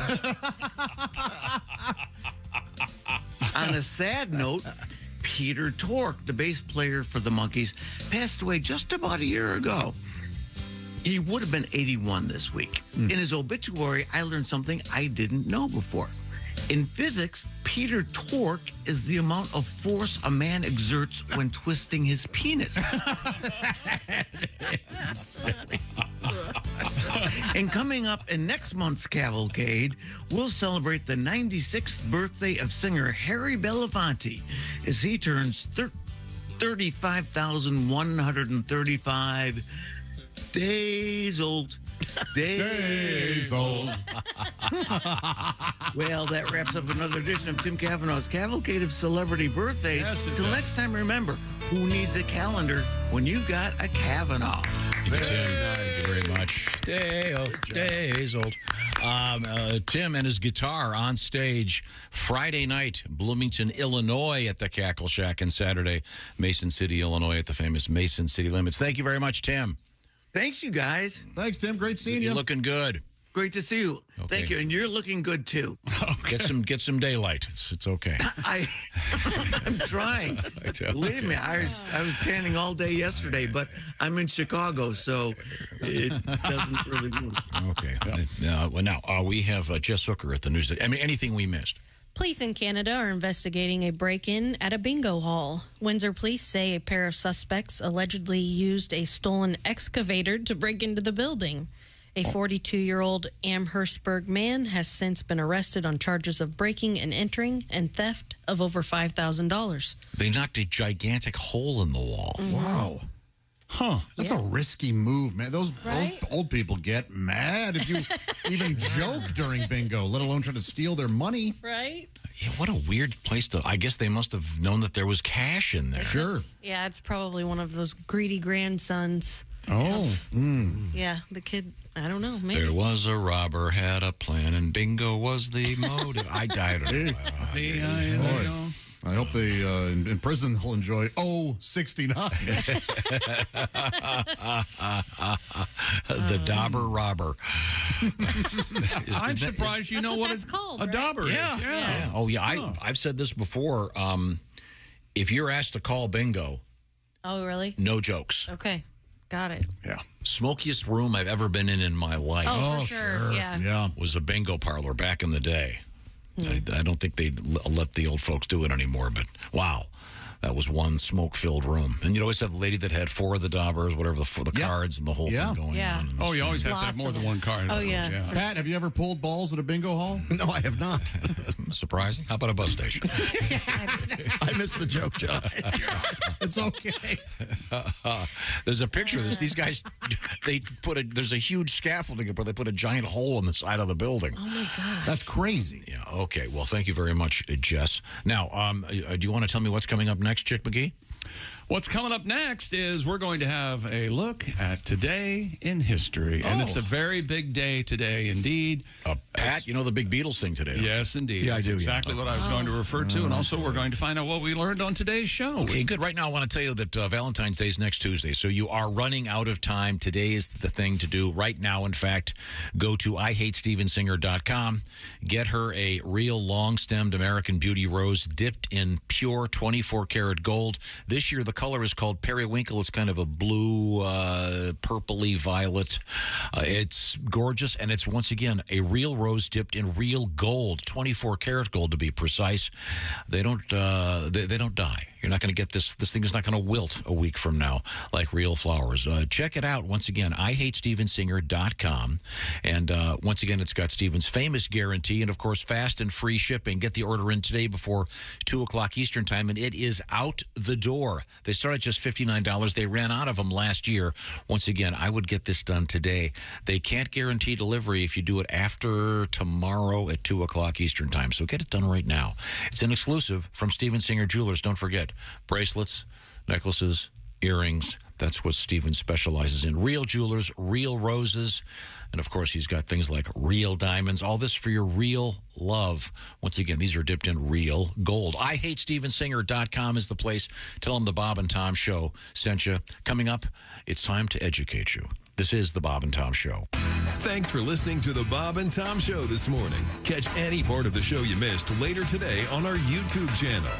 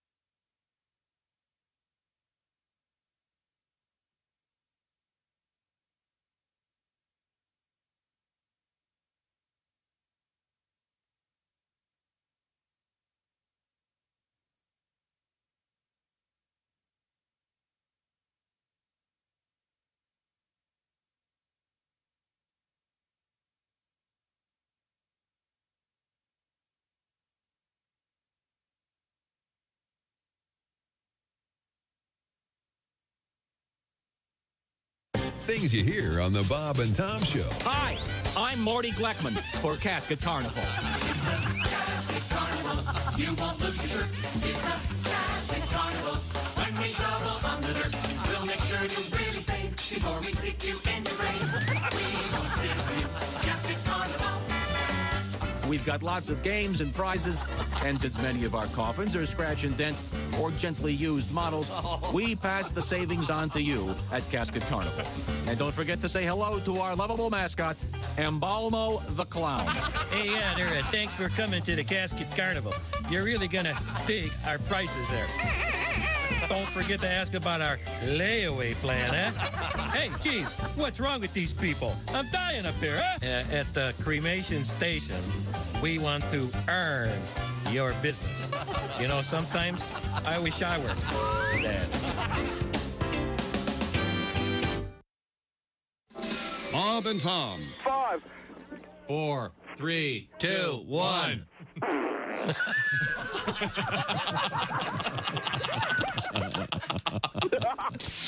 They put the F in professional. On the way, things we learned on the Bob and Tom Show this morning, and a look at history on this Thursday, February 9th. Did you know that the Beatles played the Ed Sullivan Show for the first time on this date? That's right, the Beatles in history. Oh, Chick's going to be so happy. And that's next, right here on Bob and Tom 24/7.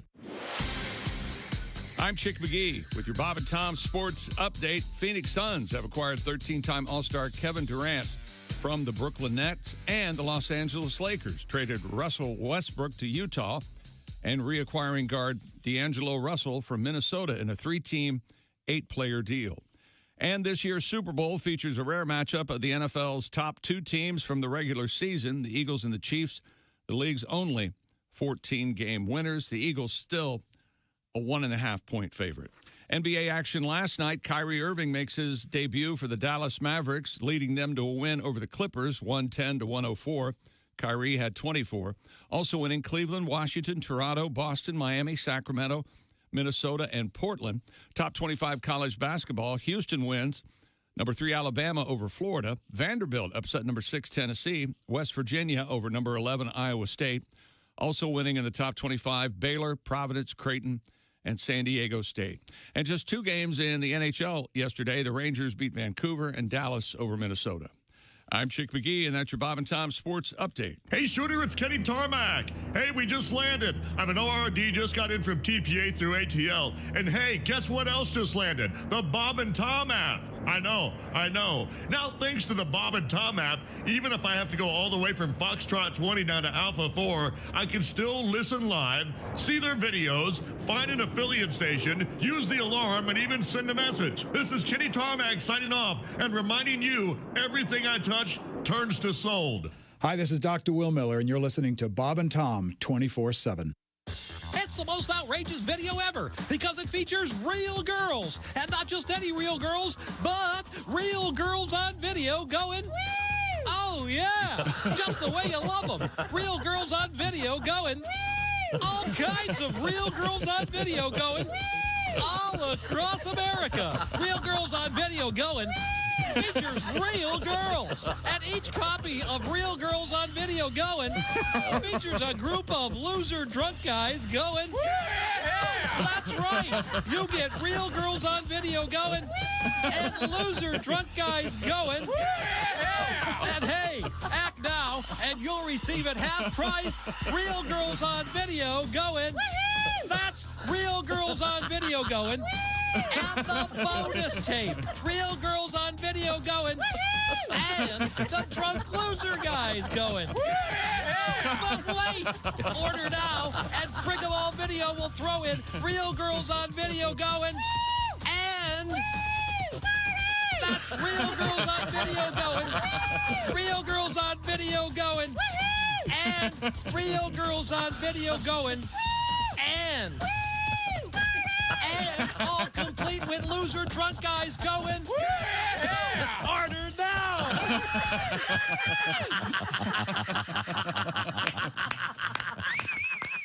Hey, guy, it's Ken Tarmac. You're listening to Bob and Tom 24/7. Take that to the bank.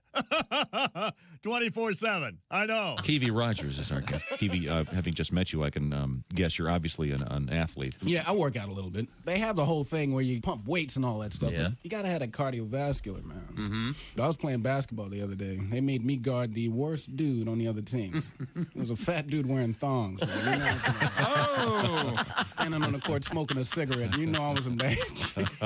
And you couldn't keep up with him. I couldn't keep up with him. I got involved with that aerobics. Don't like aerobics, man. That's too much like sex. It is. Aerobics? Yeah, you sweat, muscles hurt, and then you got a woman up there telling you you're not doing it right.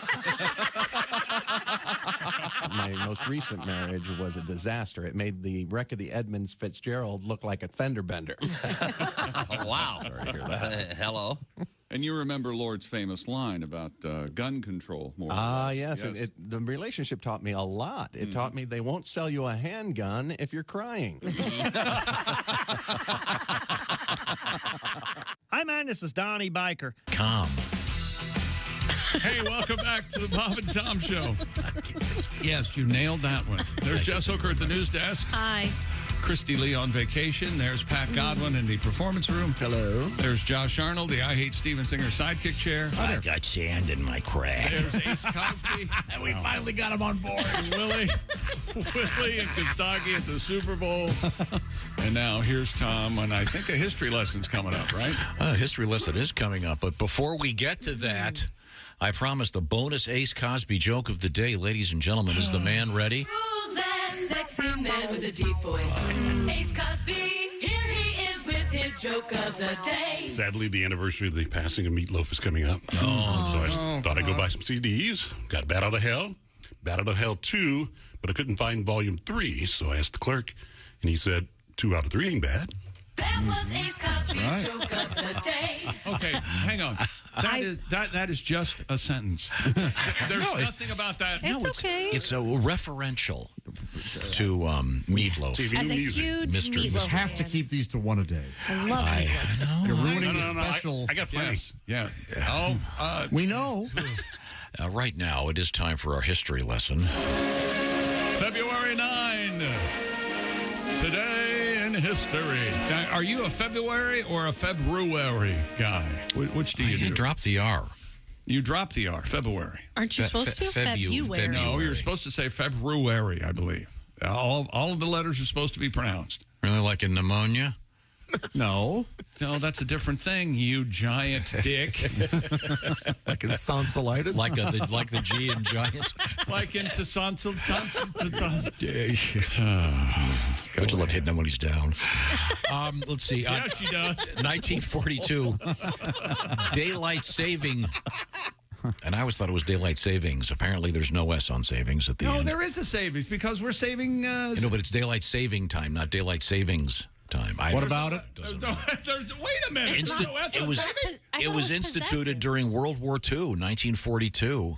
Well, possessive would be daylight saving times. Yeah, I don't know. And I think, and it may be on the way out. There's a movement to get rid of it. God, I hope so. Let's see. But we're going to go an hour forward everywhere, right? Who knows? 1964, Pat, what happened? 59 years ago, the Beatles were on Ed Sullivan. The very first appearance on Ed Sullivan. Help, I need somebody help. Not just anybody help. Don't you feel bad for the actor that hit in front of them? Do you remember who it was? Went after them. Who was it? It was Davy Jones from Oliver, right, or something like that. Davy Jones was on that day too. Yeah, Al Gorshin. It was some Frank Gorshin, not Al Gorshin. Was it his brother? Wasn't it some? That's why you never heard of the guy. Husband and wife comedy duo that disappeared. I'm sorry. Stiller and Mirror? No.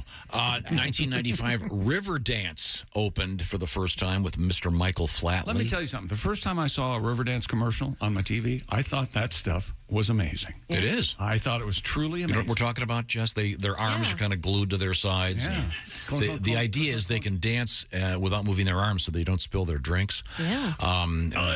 Their legs move about. And then audience, that gets a little rough after first act, don't you think? Yeah. That's a lot. And then Stomp, a few years later, proved that. That's really fun, hitting the trash can. Cut it out! Yeah, stuff like that. Yeah. Here's one. Born in this date in 1773, Jess, quiz time. 1773. Our shortest time in office president. Oh, the guy who caught the cold, right? Caught the cold during the inauguration, allegedly, and dropped dead very quick. I don't know. William Henry Harrison. Oh. Yeah. Isn't there William Henry Harrison days or something? Not a lot of them. W2H. Fewest scandals. You're only in there for a few weeks. Billy Harry. Happy birthday to the great Joe Pesci, born in 43. Yeah, that's right. Spider, do us a few steps there. Do a few steps. And, of course, happy birthday, Saquon Barkley. Quan Barkley. Very good, 1997. time to check. Before we check in with Chick, we got. What? No. So help me God, if you do another joke of the day, I'm not coming back till Monday. Oh, Don't threaten us with a good time. Tempting. We have a story coming up tomorrow about a parrot. That it's a great story, but I just thought. All right. I just thought we just set my alarm. Can we squeeze in this quick joke about a parrot? It's one of my favorites of all time. Here it is. All right, this magician. He gets his job on a cruise ship. So he's working this cruise ship, and he does his act every night. In the front row is the captain of the ship with a parrot on his shoulder. So every night he does his act. Well, by the third night, the parrot starts figuring out this magician's act. So he starts heckling the magician, and it's in his sleeve. It's under his hat. His assistant has it. So that night, they hit an iceberg, and the ship goes down. The magician wakes up floating on a piece of driftwood, and the parrot is sitting on the end of the driftwood, and they stare at each other for 2 days and don't say a word. They just look at each other all mad. Finally, the bird goes, I give. Where's the boat? Ladies and gentlemen.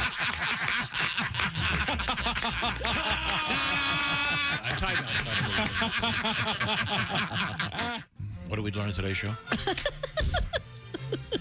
Christy Lee's on vacation, and she likes to stand to pee in the ocean like a boy. I love it.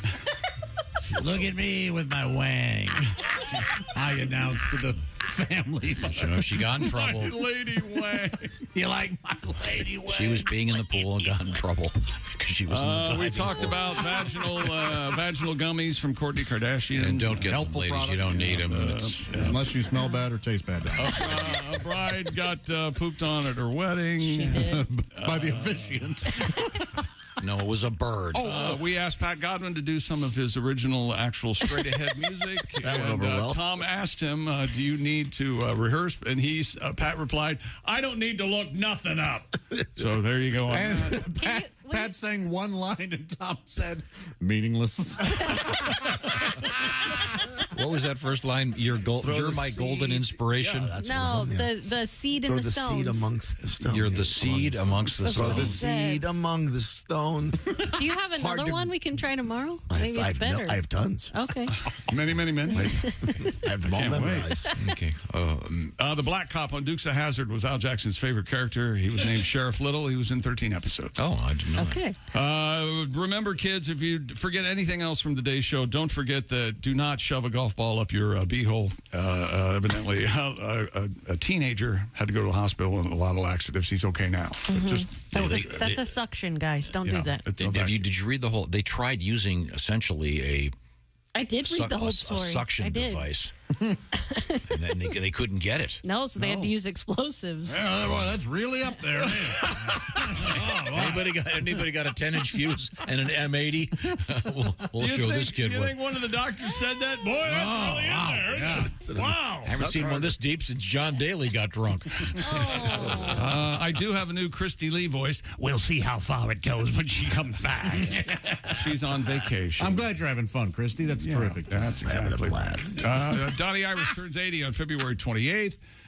Michael Irvin has been pulled from Super Bowl 57 coverage. Look that up on your own. And the new color to remember from the Bob and Tom Show, Dog Dick Red. No, that's the name of the pirate. Oh! Dog Dick Red. Okay, thank you very much. This is the Bob and Tom Show.